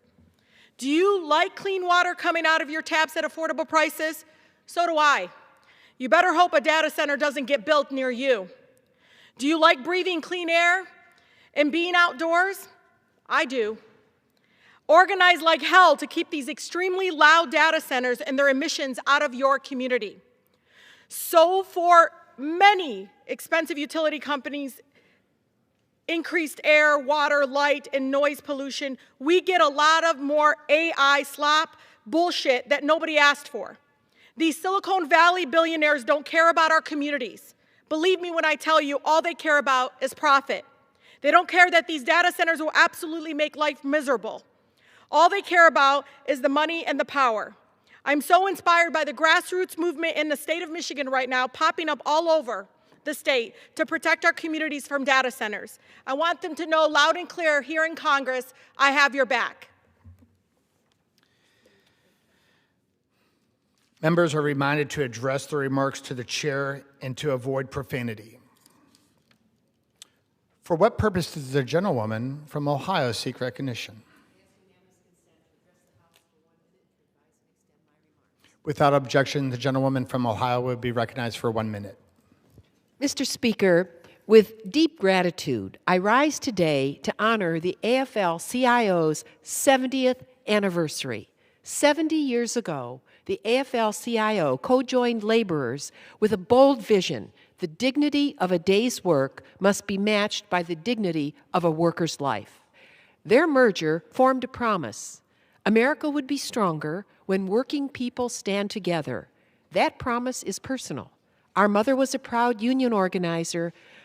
Her union badge, along with our father's, helped our family be more secure with union membership. It opened doors for opportunities we could only dream of as a working-class family: a living wage, the opportunity for more education, health insurance, and retirement benefits. So today, let us honor the bold generations of workers who built our factories, powered our industries, cared for our ill, and advanced our communities. As our nation faces new challenges, from international outsourcing to corporate consolidation, we recommit ourselves to the fight for living wage jobs, fair trade, affordable health insurance, and to passing the pro-worker protections in the PRO Act. To the AFL-CIO, thank you for 70 years of solidarity, strength, and service to America's working families. Here's to 70 more. Thank you, Mr. Speaker. I yield back. For what purpose does the gentleman from New York seek recognition? Without objection, the gentleman from New York will be recognized for 1 minute. Well, thank you, Mr. Speaker. New York's 19th congressional district is home to not one, but two championship field hockey teams.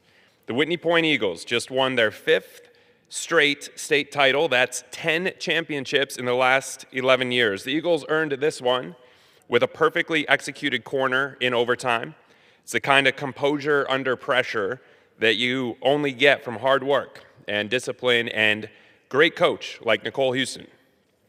And the Windsor Black Knights just brought home their first state championship. The thing I love about this team is how tight-knit they are. During a post-game interview, Abby Garino said the thing she'll remember the most wasn't raising the trophy after the game, it was the bonds she built with her teammates. We are so proud of these young women from Whitney Point and Windsor. They represent the very best of our rural communities, and they've set an example for the next generation what you can accomplish when you give it your all. I'd like to enter into the congressional record the names of each player on these championship teams. Go Eagles and go Black Knights. Without objection. For what purpose does the gentlewoman from Massachusetts seek recognition? Unanimous consent to address the House? Without objection, the gentlewoman from Massachusetts shall be recognized for 1 minute. Mr. Speaker, I rise today to honor the life and legacy of Mother Viola Ford Fletcher.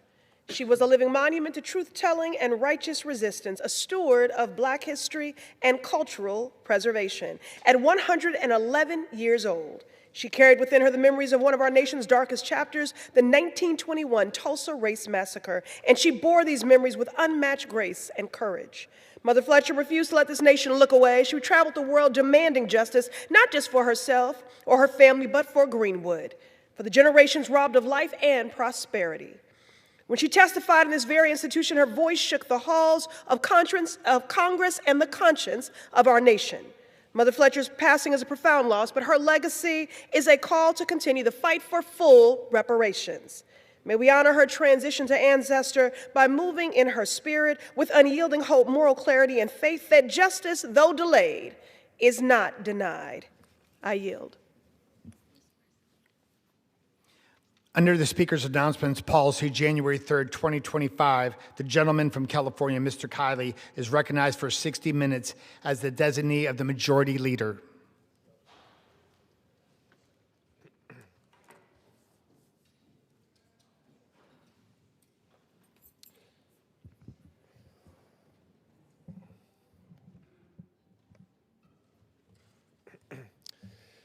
Mr. Speaker, I wish to congratulate J.B. Harris, J.T. Chevalier, and the entire team at EcoClean Solutions for reaching a record-breaking milestone late last year.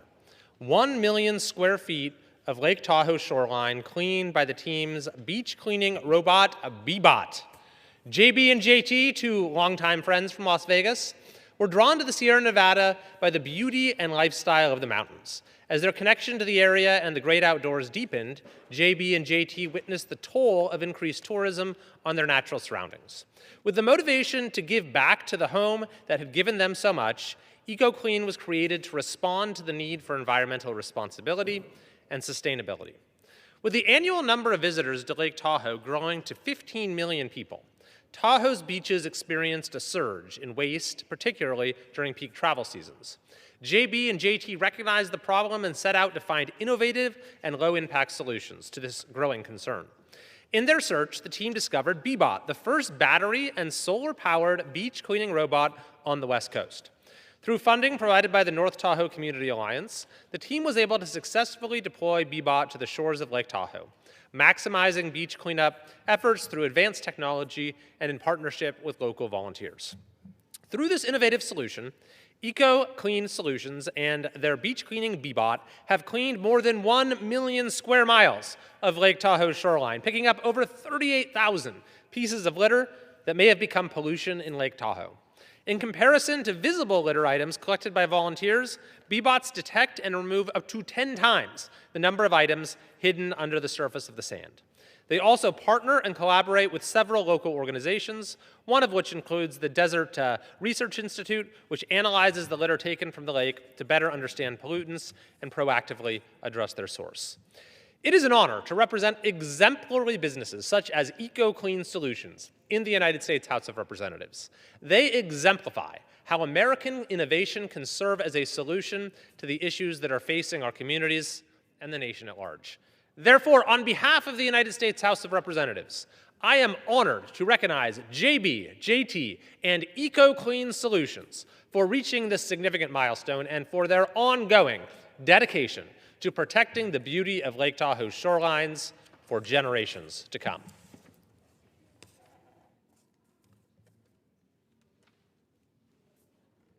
Mr. Speaker, I wish to recognize and commemorate the 75-year anniversary of the South Tahoe Public Utility District, a trusted steward of environmental protection and sustainable water management in the Tahoe community.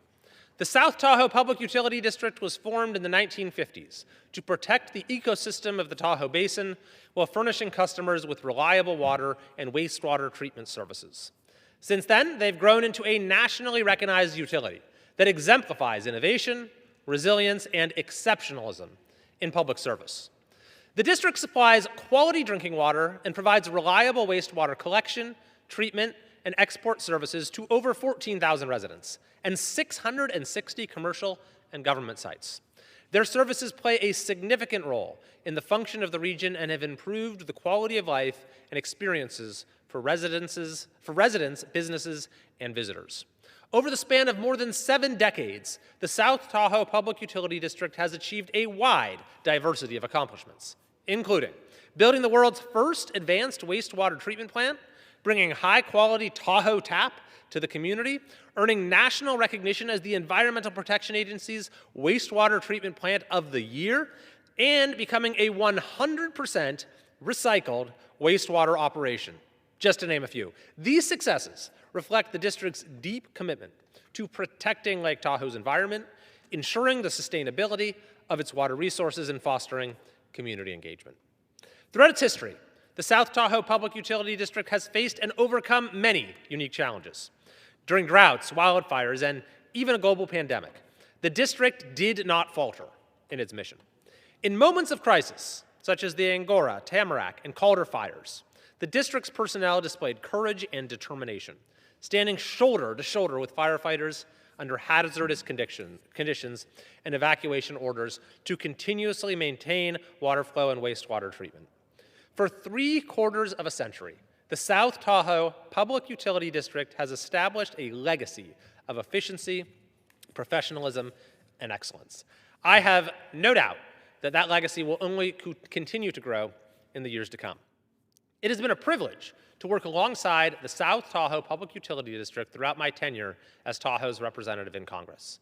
Therefore, on behalf of the United States House of Representatives and California's 3rd Congressional District, I am proud to celebrate this milestone and to commend the South Tahoe Public Utility District for their 75 years of unwavering dedication to the region and the protection of a national treasure, that is, Lake Tahoe.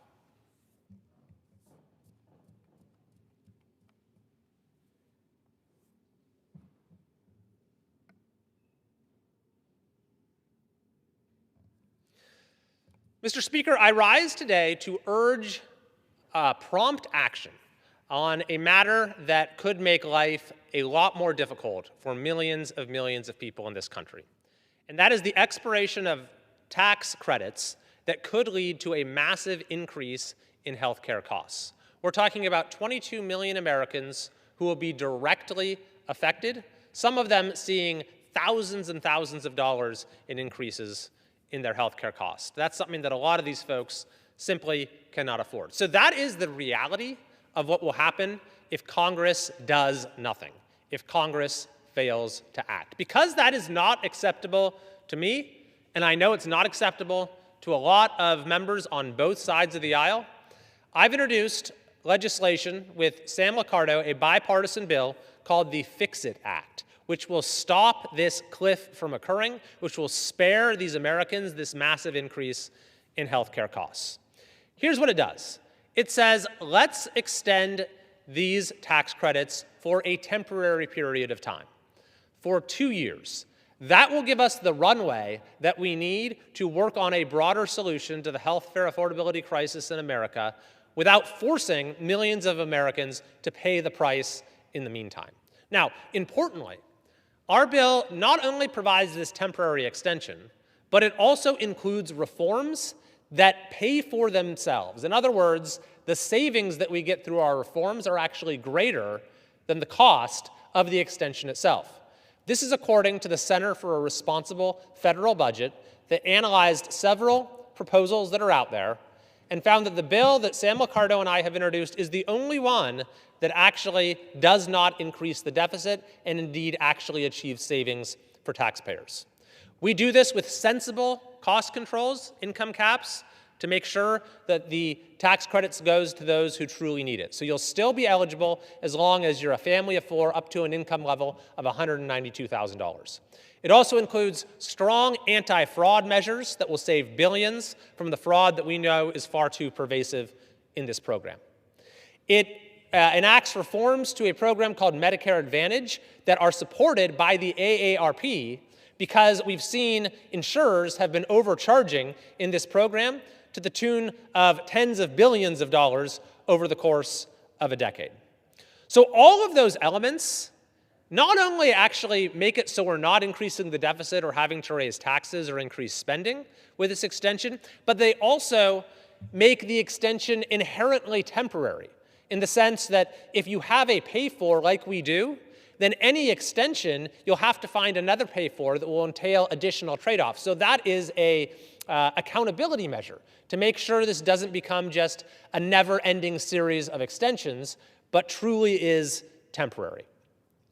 So there are a growing number of members in both parties. We just had a press conference who understand what is at stake here. Not just, by the way, for 22 million Americans who will be directly impacted, who utilize the individual market and benefit from these tax credits, but if you see millions of people who ultimately choose not to get insurance, who drop out of the market, that's going to cascade to the employer-provided market as well. And so people are going to see increased costs there as well. So when we talk about affordability, which is so important to so many people in this country right now, there is perhaps no single policy issue that will have a higher impact on affordability in this country than doing something about this issue right now. And for my colleagues on the Republican side, I would simply point out this, that when you look at the 22 million Americans who will be most directly impacted, a lot of these folks are people that Republicans have been fighting for a long time. For example, independent contractors, freelancers, gig workers, Uber drivers. They have been under attack from the likes of Gavin Newsom and the corrupt political class in Sacramento, who have targeted them, who have made it very difficult for them to practice their profession.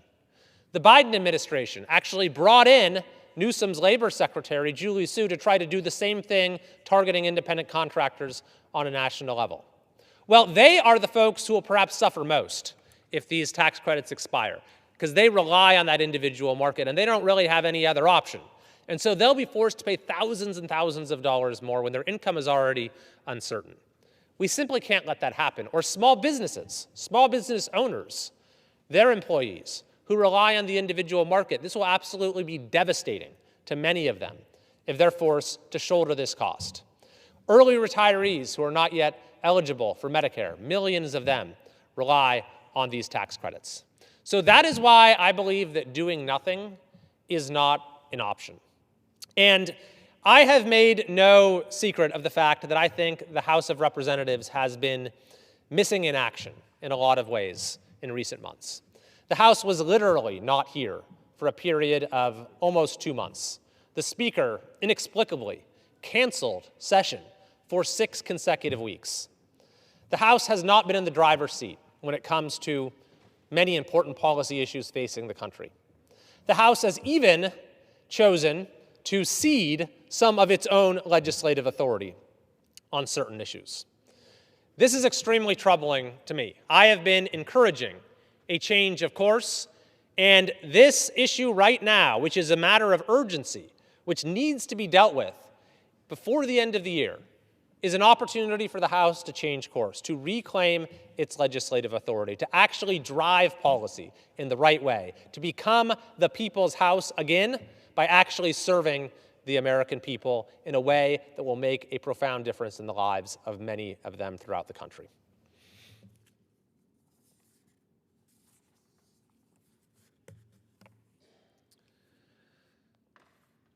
Mr. Speaker, I rise to present some truly bewildering and completely unacceptable news out of my state, the state of California.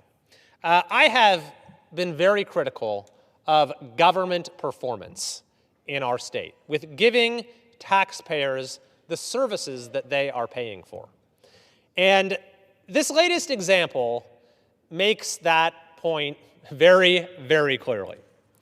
For the last 6 or so years, Californians have been paying an extra fee on their phone service. This was due to legislation enacted by the legislature and signed into law by the governor. So all of these fees were collected for the purpose of creating a next generation 911 system, which honestly is something that we need. The system is quite outdated and antiquated and not up to the task of serving the many different kinds of emergencies that we get in California.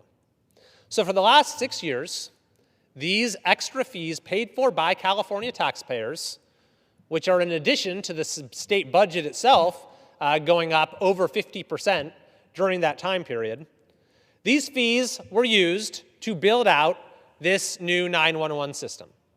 The state spent $450 million building out this 911 system. Well, just last week, it was announced that after spending all of this money, the state is scrapping the entire project because the technology does not work. It is absolutely beyond belief. The $450 million that Californians have been paying on their phone bill was absolutely, completely squandered, wasted by the state, which not only wasted all of that money, but has now left Californians with an inadequate 911 system because they need to start over from square A. This, Mr. Speaker, is an example of how the failures in Sacramento that have degraded the quality of life for people throughout our state are not a matter of Democrat versus Republican, but simply a matter of competence, of basic government performance, of serving the people of our state, as opposed to serving other agendas.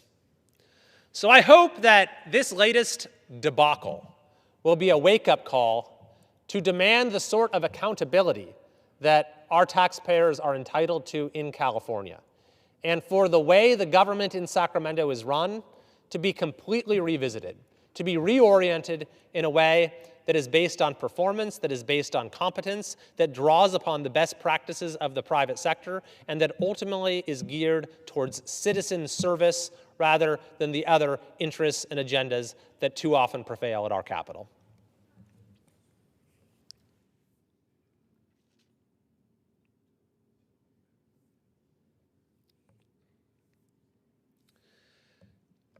Mr. Speaker, for years, I have been warning about the declining education outcomes that exist across our country, but in particular in my state of California. And we just received a jarring reminder of just how bleak things have gotten. UC San Diego, which is a rather selective school in California, has recently announced that a large share of its students can no longer even do basic math. The school announced that the number of students who require remedial courses has gone from 1 out of every 100 to 1 out of every 8. This truly jarring state of affairs comes in spite of a massive increase in education funding in California. Indeed, since Governor Newsom came into office, the overall education budget has increased by almost $40 billion. And yet, what's the outcome of that? We have students at a fairly selective university who can't do basic math. And by the way, the state also has the highest illiteracy rate in the entire country. I have advocated for reforms to our education system in California that would actually close achievement gaps and serve students. And as chair of the K-12 Education Subcommittee here in the House of Representatives, I've advocated for those reforms not just for our state, but on the national level as well.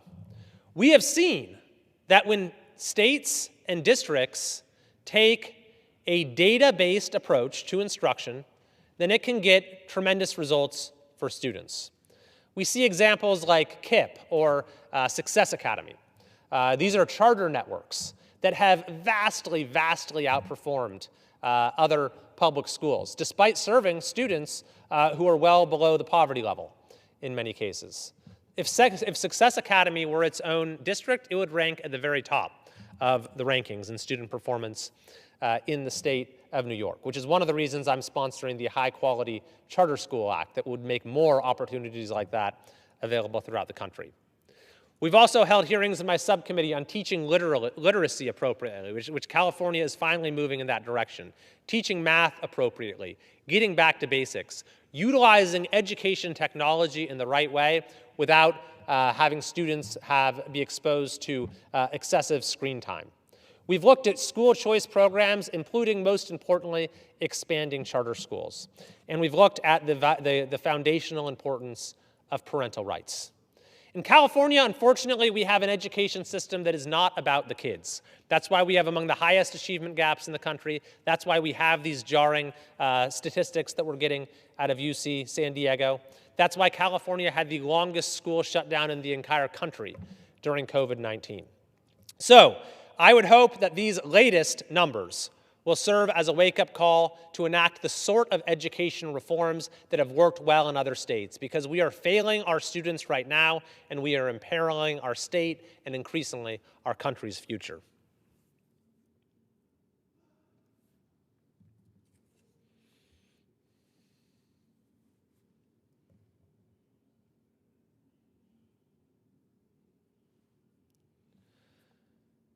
Mr. Speaker, there is no doubt that affordability and the cost of living are increasingly salient issues for many, many people in this country. And it's becoming harder for many people to get by. And there are many reasons for that. And I have proposed and, in fact, passed legislation in a number of areas related to the cost of energy and the cost of health care to start to address those problems. But I was caught somewhat by surprise to hear the governor of my own state, of California, commenting on this issue, and even saying that no state matches California's success, that, quote, the numbers speak for themselves. So I thought I would go through what some of those numbers are when it comes to the lack of affordability in the state of California, because I think it offers insight into steps that we could take nationally to make life more affordable for folks not only in California, but across the country. And the basic gist of it is to do exactly the opposite of what California has done. So Newsom says the numbers speak for themselves. Here are the numbers. California has the highest gas prices in the entire country. Number one out of all 50 states. It's not even close. You can drive a few miles from here in Maryland, which is another blue state, by the way, and you'll get gas for $1.50, $2 cheaper at least. You can go to Hawaii, which is an island state after all, and you'll get gas for 20 cents cheaper than you do in California. The cost of electricity.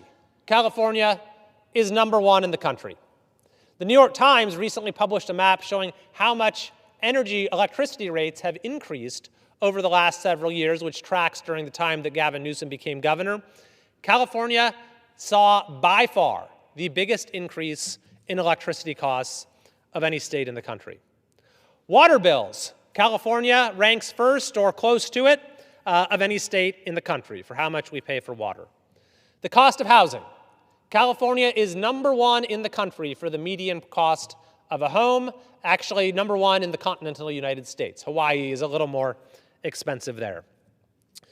Taxes. California is number one, has the highest income tax rate of any state in the country, as well as the highest gas tax rate of any state in the country.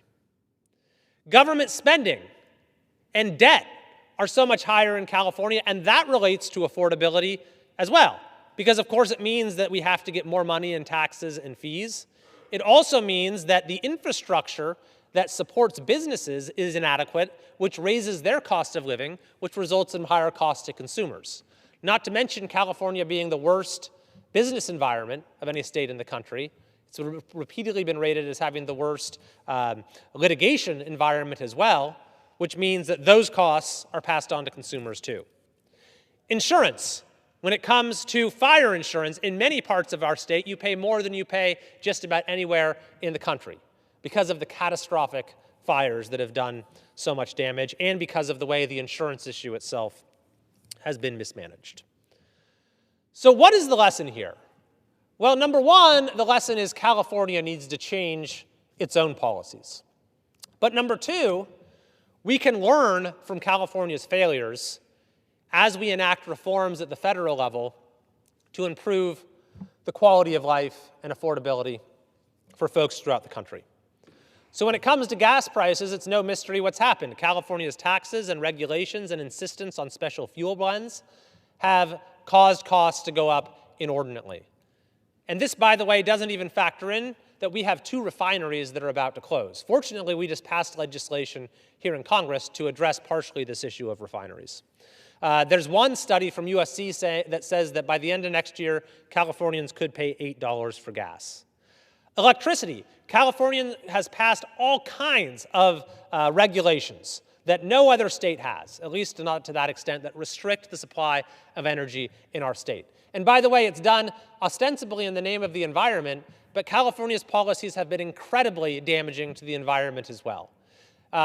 Just in 1 year, for example, the catastrophic wildfires that our state had erased all of the emissions reductions from the prior 16 years. In fact, it erased them 2 times over because of our state's very poor policies when it comes to forest management, which goes to the insurance issue as well. That's why I'm very proud to sponsor the Fix Our Forests Act, which allows for more effective forest management, which will stop catastrophic wildfires, which will make it so we don't have to keep raising the price of insurance. That has passed the House of Representatives with bipartisan support, and it's time for the Senate to pass it as well.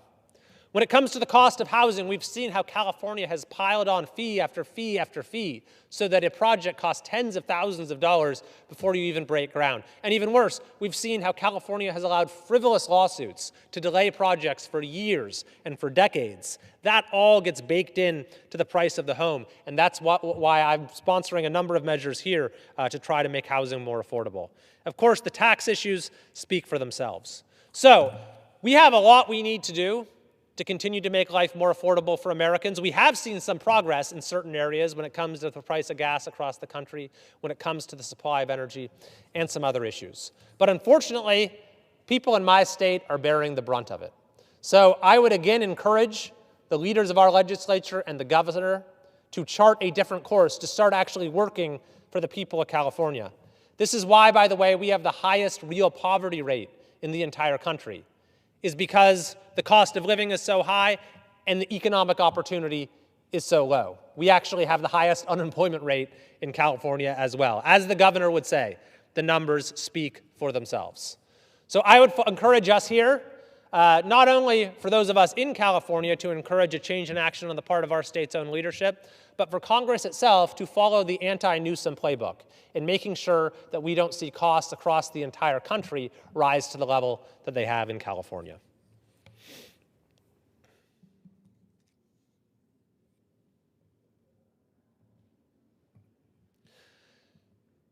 Mr. Speaker, I wanted to share some data that has recently been published on the safety of autonomous vehicles and self-driving cars, which have been widely deployed in a number of cities across the country. In California, Waymo has been operating for years now in San Francisco and in Los Angeles, and now their footprint is actually about to expand to wine country and even into the Sacramento area. They may even be coming to Washington, D.C. soon. Tesla has a self-driving feature available on its cars as well, and they've been publishing some very encouraging data. But what the data shows very clearly is that even at the current state of the art, which is going to continue to improve, but at the state of the art as it exists right now, autonomous vehicles are overwhelmingly safer than human-operated vehicles by a factor of about 10 when it comes to the risk of injury or death. And so when you think about that, that means that being in an autonomous vehicle in a self-driving car is a much more effective safety intervention than wearing a seatbelt, which of course you should continue to wear a seatbelt as well. There was an article in the New York Times a couple days ago from a doctor who actually likened this to a clinical trial where you actually have to stop the trial because the drug performs so well and it becomes unethical to continue to give people the placebo and not give them access to the drug. So we have 40,000 people who die in this country every year on our roads. Many, many others suffer serious, life-changing injuries. Every American, pretty much, has been affected in some way, knows someone who's been involved in an accident. And we now have the technology within our reach to drastically reduce that number, to save tens of thousands of lives every year just in this country, to spare tens of thousands of people devastating injuries. So I do believe it is a political, a policy imperative, it's a moral imperative to use whatever levers we have here to remove barriers to expanding access to this technology. And I look forward to working with the administration as well as folks on both sides of the aisle to do that, because we really do have an opportunity here to do an immense amount of good. With that, Mr. Speaker, I yield back. Gentleman yields. Under the Speaker's announced policy of January 3rd, 2025, the gentleman from Texas, Mr. Green, is recognized for 60 minutes as the designee of the Minority Leader. Thank you, Mr. Speaker. And Mr. Speaker, I rise, and at this time I ask unanimous consent for all speakers to have 5 additional days to revise and extend remarks. Without objection. I would at this time yield to the gentle lady from Massachusetts, Ms. Presley, for her statements, and she may have as much time as she should consume. Thank you, Mr. Green, and thank you for your moral clarity always in your leadership, especially during these deeply consequential times. Mr. Speaker, every parent hopes that no harm, heartbreak, or hardship finds their child. We want our children, especially when they are babies, to know safety, warmth, full bellies, and a peaceful slumber. When they are young, especially during the fall and winter months in the throes of cold and flu season. Little ones carry raspy coughs and runny noses home from the playground. Dads tuck their little ones in at night under a warm blanket, hoping they will sleep okay. They hold their babies to their chests and listen for the threat of labored breathing, wondering if they'll have to make an ER run in the middle of the night. They whisper a prayer every parent of every faith knows. I hope my baby is okay. But for parents in Gaza, as the weather turns, heavy rainfall and freezing temperatures present new threats. Palestinian families have endured a genocidal campaign for years. Their homes reduced to rubble. Many have no warm jacket to wrap their child in or a dry blanket to tuck them under. And still they whisper the same prayer. I hope my baby is okay. Mr. Speaker, in Gaza, children have been murdered as U.S. bombs deployed by the Israeli army have rained down on civilians. Children have been murdered by sniper fire and starvation. Every one of those, more than 20,000 children. Every single one of them murdered was someone's whole world. Since a ceasefire was declared, in the media and the world have shifted their gaze, but families in Gaza still live under the constant threat. The threat of violence, of the elements of starvation. Earlier this year, my colleagues, Congresswoman Pedersen and Senator Gallego, and I led over 100 members of Congress in urging the State Department to immediately surge humanitarian aid and ready-to-feed infant formula to families in Gaza to save lives. In a written response, the State Department expressed concern about the crisis, but words without action are not only empty, they are deadly. We have doubled down on our calls and demand the State Department send members of Congress a weekly update on exactly how much aid is entering Gaza and reaching desperate families. But, Mr. Speaker, aid alone is not enough, especially not for our children who have suffered injuries, especially not for children with disabilities and complex medical conditions. Medical evacuation is a critical aspect of life-saving humanitarian work. And right now, over 16,500 people are waiting to be medically evacuated from Gaza for essential treatment. I recently heard from a mother named Hadil. 7 months ago, her 6-year-old son died. He died while awaiting medical evacuation. He suffered from a kidney condition, and the decimated medical system in Gaza could not provide him the care he needed to survive. Now her daughter, Lana, who suffers from the same kidney condition, is on the wait list for medical evacuation. Each day that goes by without adequate treatment, Lana's life is in danger. Hadil is no different from the parent in Boston who clutches their child in their arms and listens for labored breathing as they ride out the flu. Just like that parent, she would do anything for her baby. Just like that parent, she whispers a prayer, "I hope they will be okay." Every child deserves to live and thrive.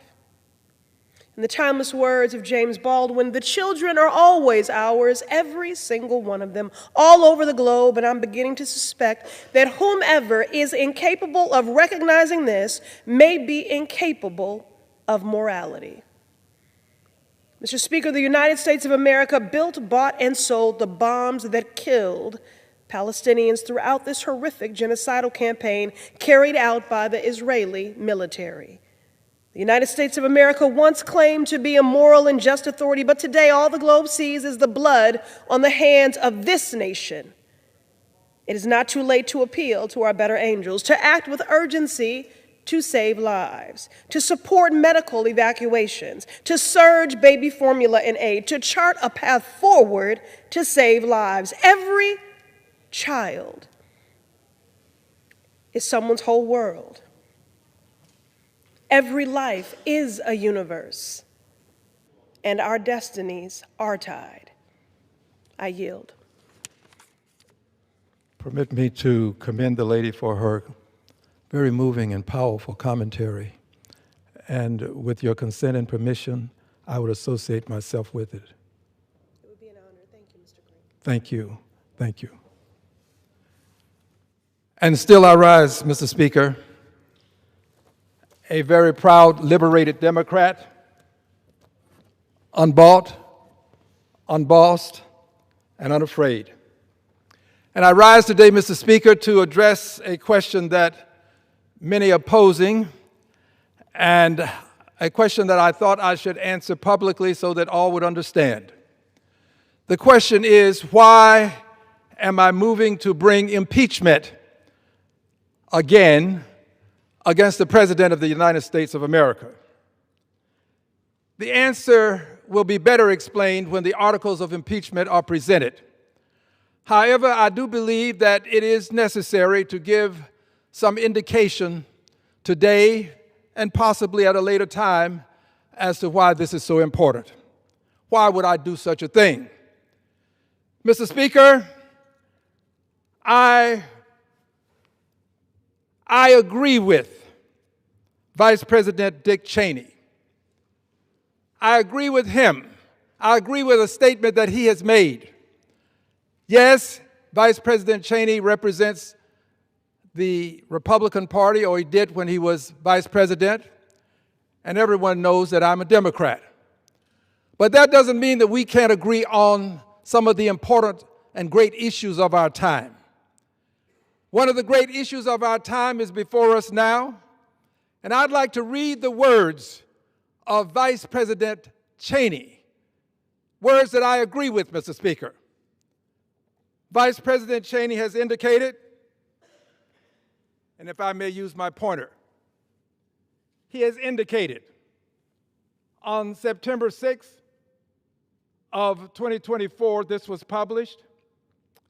He indicated, in our nation's 248-year history, there has never been an individual who is a greater threat to our republic than Donald Trump. Let me pause for just a moment. I'd like to highlight this language.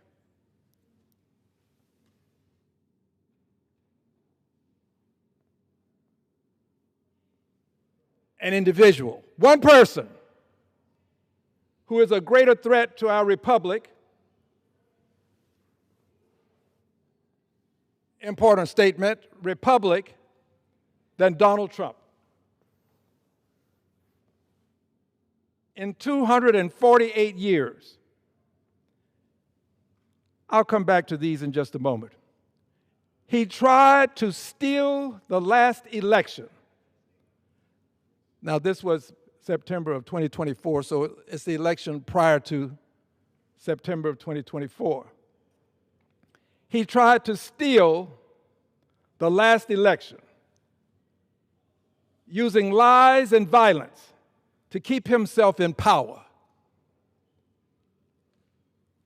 Keep himself in power after the voters had rejected him. He can never be trusted with power again. I agree with this.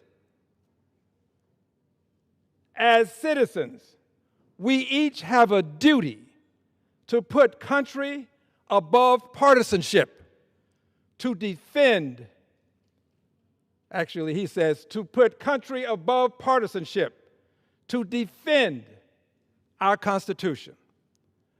Now, let's walk back through this with emphasis on certain things.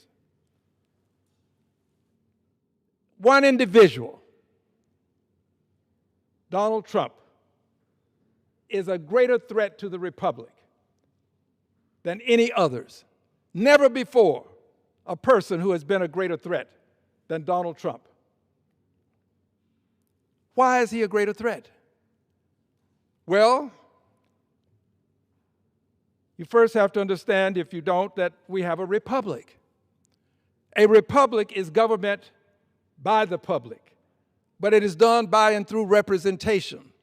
Representatives, the House of Representatives, representatives, the Senate. The republic speaks through representatives. We have a republic, and he indicates that this president is a great threat to representational government, to the republic. Well, let's look at this. He, Donald Trump, doesn't respect the separation of powers. He believes that the judiciary should agree with him, and if the judiciary does not agree, he has as much as said they should be impeached. So emphatic was he about this impeachment that the Chief Justice of the Supreme Court of the United States of America had to call him out publicly. Didn't use his name, but we all knew that he was speaking to the president at the time, President Donald Trump. Chief Justice of the Supreme Court reminded the president that in this country we have a history of appealing decisions of the courts. We don't impeach judges because we don't agree with their decisions. We appeal these decisions. He doesn't respect separation of powers. He owns the House of Representatives. He owns the Senate. The Senate, the House, will not make a move without his consent and permission.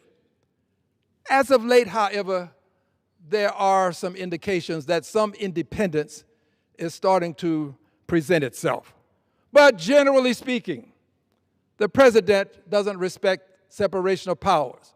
If a member of the House disagrees with him, he immediately calls upon the constituents of that member to do what is necessary within the law, generally speaking, to make sure that that member gets phone calls, to make sure that that member is intimidated, to the extent that that member has to reconsider whatever the disagreement was. This is the President of the United States, the intimidator-in-chief. He prides himself on his ability to intimidate, to get persons to cooperate. So he doesn't believe in separation of powers. He disrespects the House and the Senate, the members who don't give him what he desires.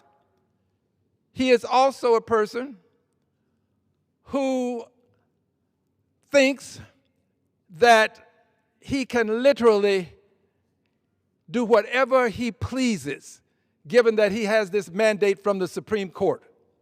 Supreme Court has indicated, I say mandate, given him an indication that he is above the law in certain areas. The Supreme Court didn't use the language above the law, but the Supreme Court has given him this belief that he is above the law. The Supreme Court talked about immunity, but he has taken this as an indication that he's above the law.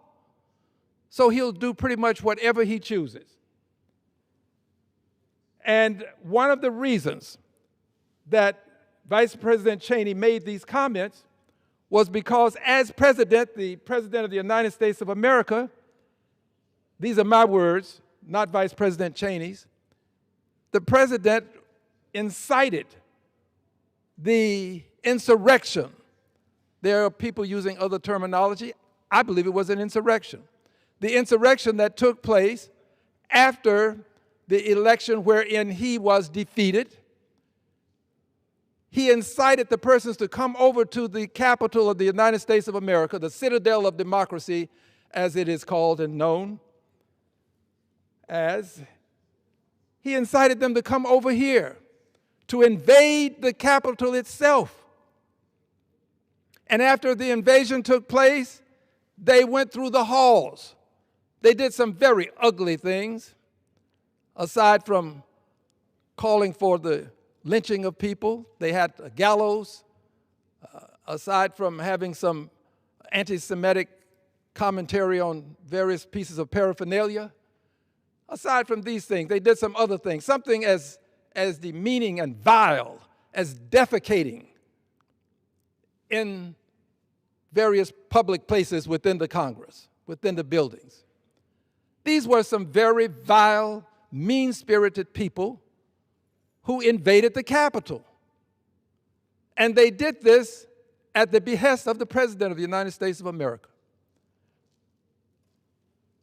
After all of this was done, the President being sworn in on January 20th of 2025, after all of this had taken place at a prior election, the very first act that the President engaged in, it seems, after he had raised his hand to be sworn in, upon lowering his hand, he seems to have rushed over to some place where he had a document that allowed him to pardon the people that defecated in the Congress, in the buildings. The people that marched through looking for the vice president at that time indicating that they wanted to do harm to him. He pardoned these people. This was his very first act, it seems, immediately after being sworn in. This is the person who is President of the United States of America. And unfortunately, there are many people who just brush aside what happened on January 6th of 2021. They just brush it aside as though, oh, well, that happened, but it won't happen again, seems to be the attitude that's preeminent among the minds of many. Well, if he did it once, what makes you think that he won't do it again? Where is the empirical evidence to support the notion that a person who incited this, who pardoned the people as one of his very first act, if not the very first act that he had, that he engaged in after being elected president again, on January 20th, That's when the president sworn in. This is when he signed a pardon for these people who came into the Capitol in a very rambunctious way, in a very demeaning way, in fact. People died as a result of this. He instigated this. What causes people to think that he won't do it again? I believe that he will. I believe that he will find great difficulty in stepping down from office. And as a result of my belief, and as a result of his not respecting the separation of powers, as a result of his not understanding that there should be some independence in the judiciary, that the judiciary is not for him to supervise, I put all of this into my collection of thoughts. And as I do so, I have to agree with Vice President Cheney. In our nation's 248-year history, there has never been an individual who is a greater threat to our republic than Donald Trump. Yes, he tried to steal the last election, the election before September 6th of 2024 when this statement was published. He tried to steal the last election using lies and violence to keep himself in power after the voters, the people of the United States of America, the voters, had rejected him. He can never be trusted with power again. I will be bringing articles of impeachment because what Vice President Cheney, may he rest in peace, what Vice President Cheney said then, September 6, 2024, is true now. We should never have trusted him. He has been given a second chance to steal fire from the gods. We should never have allowed him to do so. But there is a remedy. When the courts can't control him, and when his party won't control him, then the only remedy left is impeachment. That's all that we have. And there are some people who would say that this is not the right time. Well, let's address the question of timing. Dr. King says the time is always right to do what is right. If the republic is at risk, the time is always right to do what is right to make sure the republic is protected. I will be doing what I believe is right to protect the republic. There were people who said to those persons who were at the Edmund Pettus Bridge on Bloody Sunday, this is not the right time to march.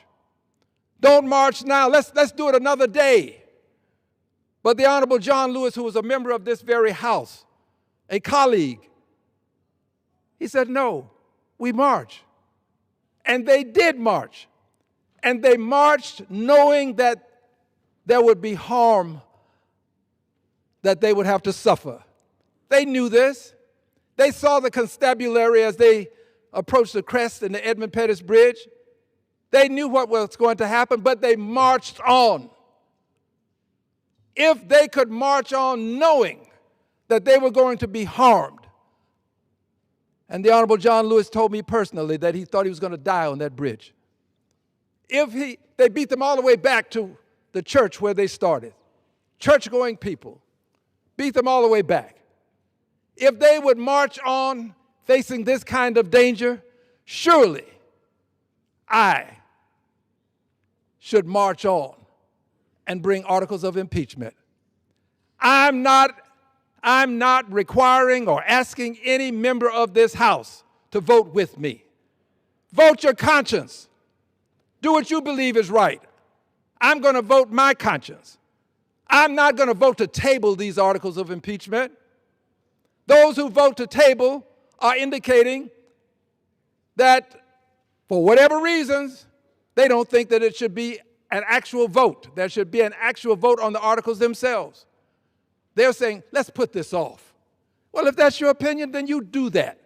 But that's not my opinion. There needs to be a vote, not only on this motion to table that will be presented, but also a vote on the actual articles of impeachment. This man is a threat to our republic. He cannot be trusted. Vice President Cheney was right then, and he is right now. I'm going to bring those articles of impeachment. And I can only assure the public who is constantly asking me, how many votes do you think you'll have? I can only assure you of one thing. I will have one vote.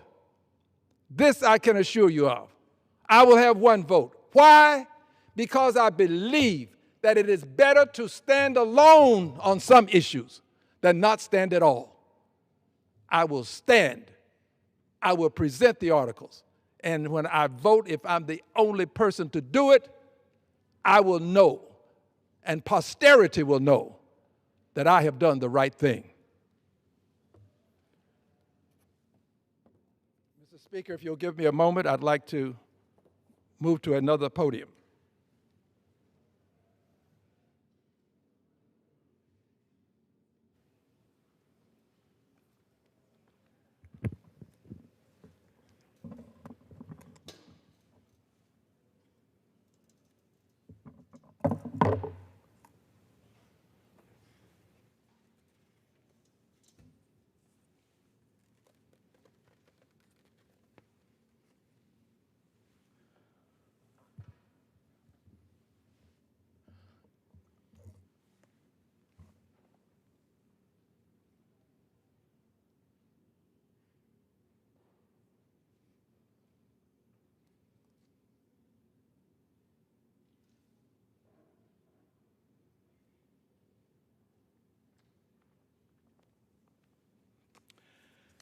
And still I rise, Mr. Speaker.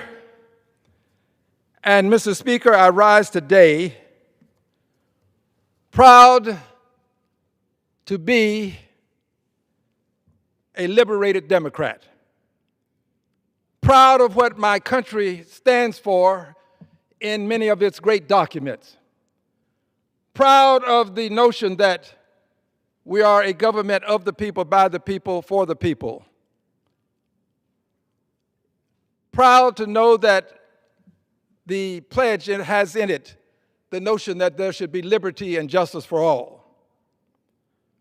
Proud to know that we have these words that indicate to all that all persons are created equal and endowed by the Creator with certain unalienable rights, among them life, liberty, and the pursuit of happiness. Proud that we would receive and have this statue of liberty, the statue that speaks to the world about who we are. It really symbolizes the United States of America. It is an awesome piece of work that was accorded the United States, given to us from our friends, the French. It is a piece of work, a piece of handcrafted work that is known the world over. People recognize this as a symbol of the United States of America. It has some words on it, Mr. Speaker.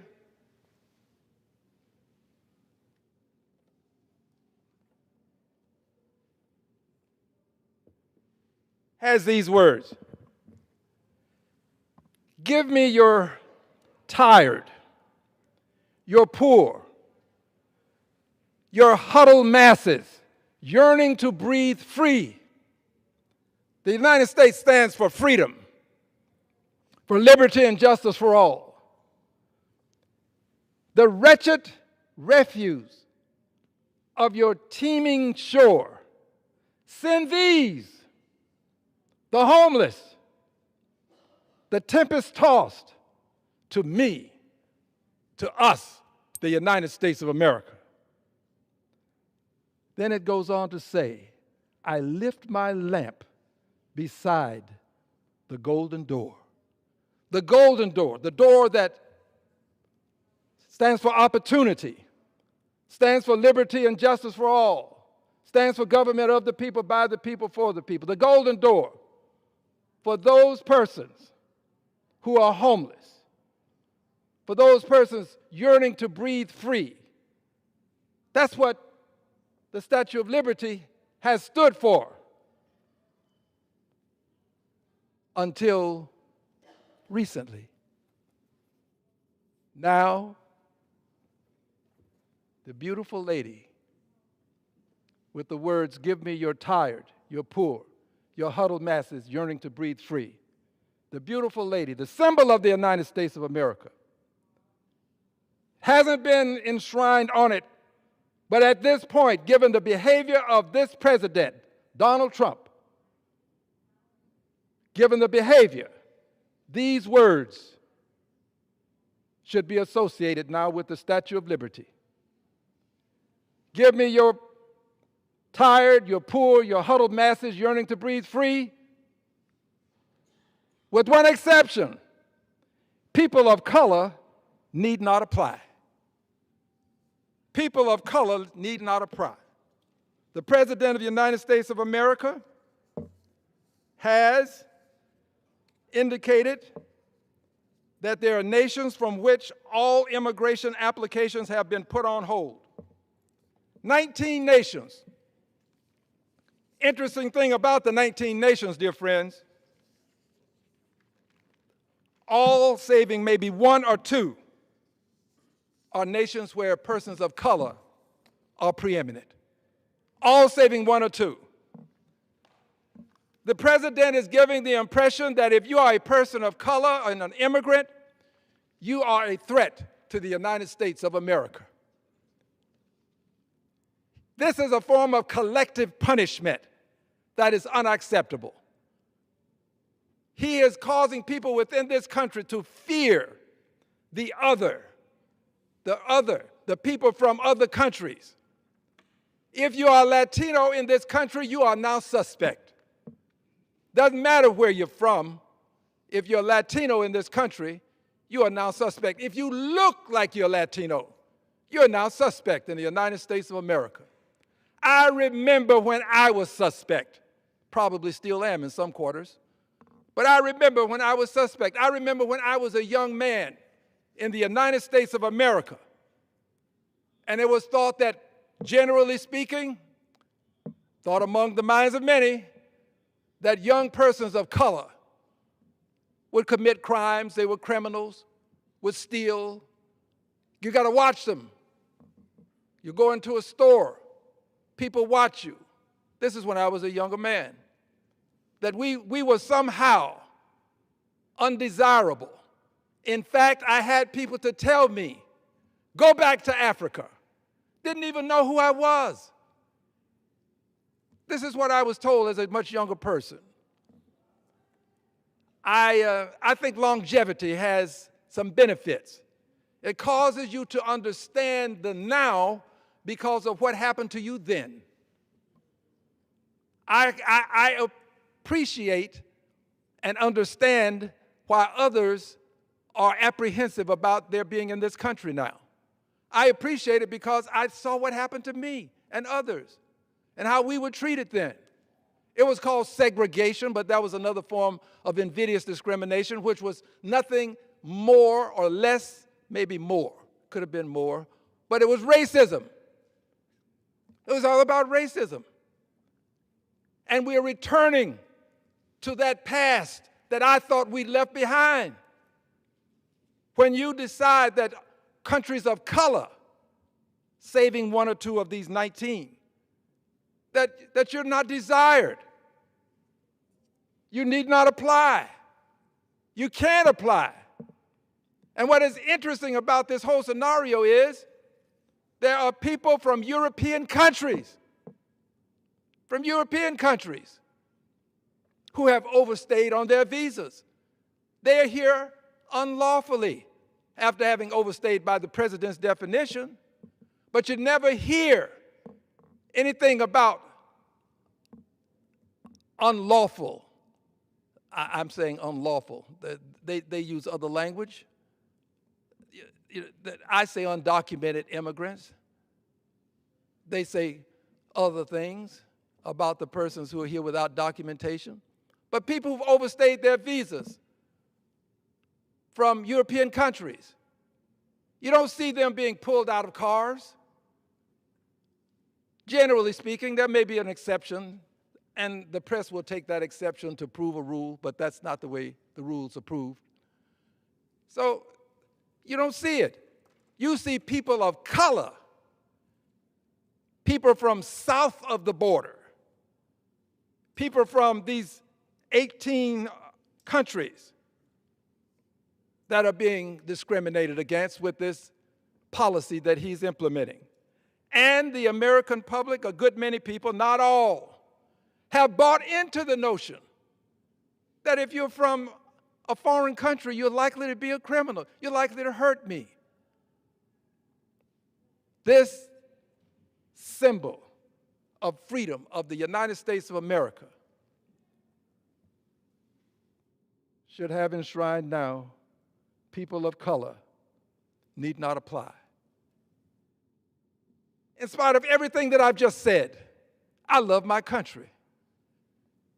I love my country. I stand for what the Constitution stands for. The Constitution of the United States of America should be respected. I stand on the Constitution. I believe that this president has gone too far in many areas. But I especially am concerned about the way people of color are being treated.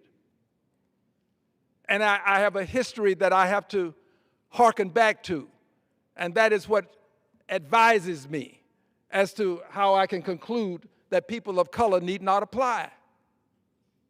But I want the president to know that he is not a king. Yes, he has control over my colleagues on the other side of the aisle. Yes, the Supreme Court seems to have become a partisan institution, unfortunately. But there are some other folk in this country that will have the last word. They are the people who are known as we the people, known as we the people in one of our great documents, we the people. We will have the last word. Not all Americans agree with this. People of goodwill, and I believe most people in this country are people of goodwill, and they see what's happening. And I believe that they want to make a difference. And I encourage people to make a difference. Don't do anything unlawful. I do not condone any acts of violence. I do not. But peaceful protest is a part of American history.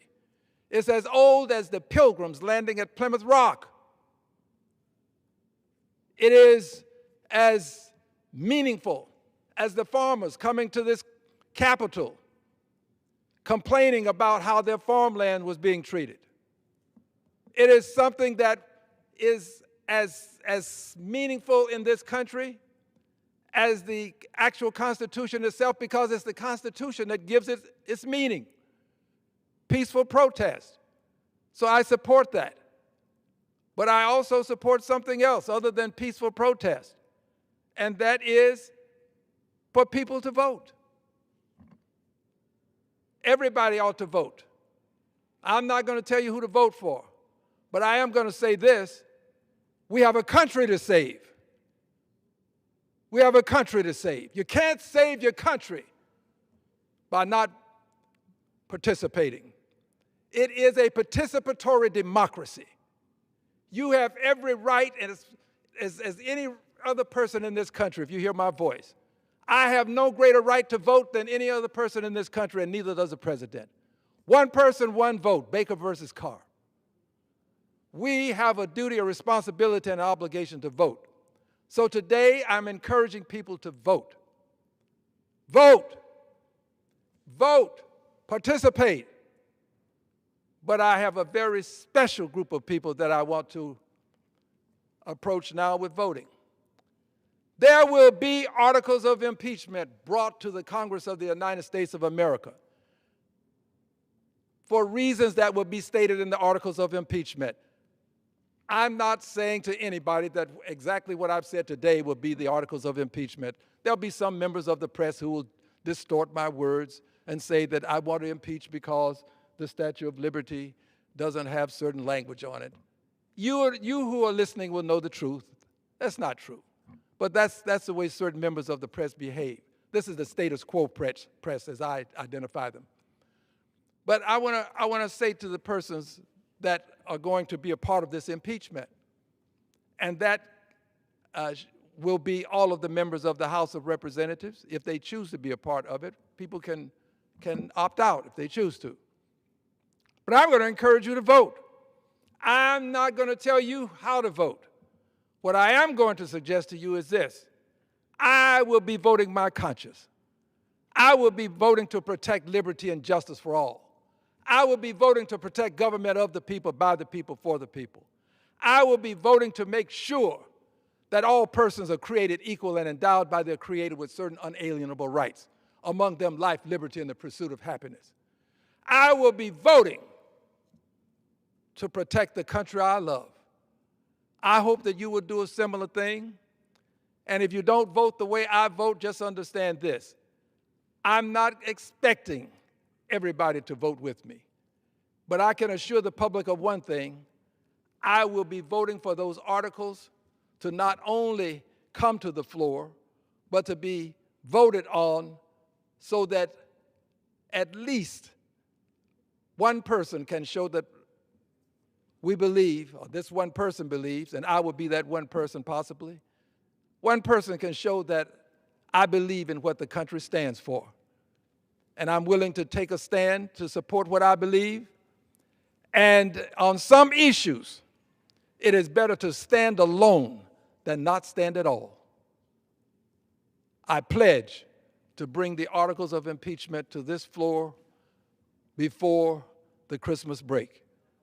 I invite all to participate. Vote here and be alert so that you may understand better why I will do what I will do. I'm honored to do what I do. I'm honored to serve in this House, and I'm grateful to the Speaker and the Minority Leader for allowing me this time. I yield back. Members are reminded to refrain from engaging in personalities toward the President, including making reference to other sources that would have been out of order if spoken in the member's own words. Does the gentleman from Texas have a motion? I do, Mr. Speaker. At this time, I move that the House adjourn.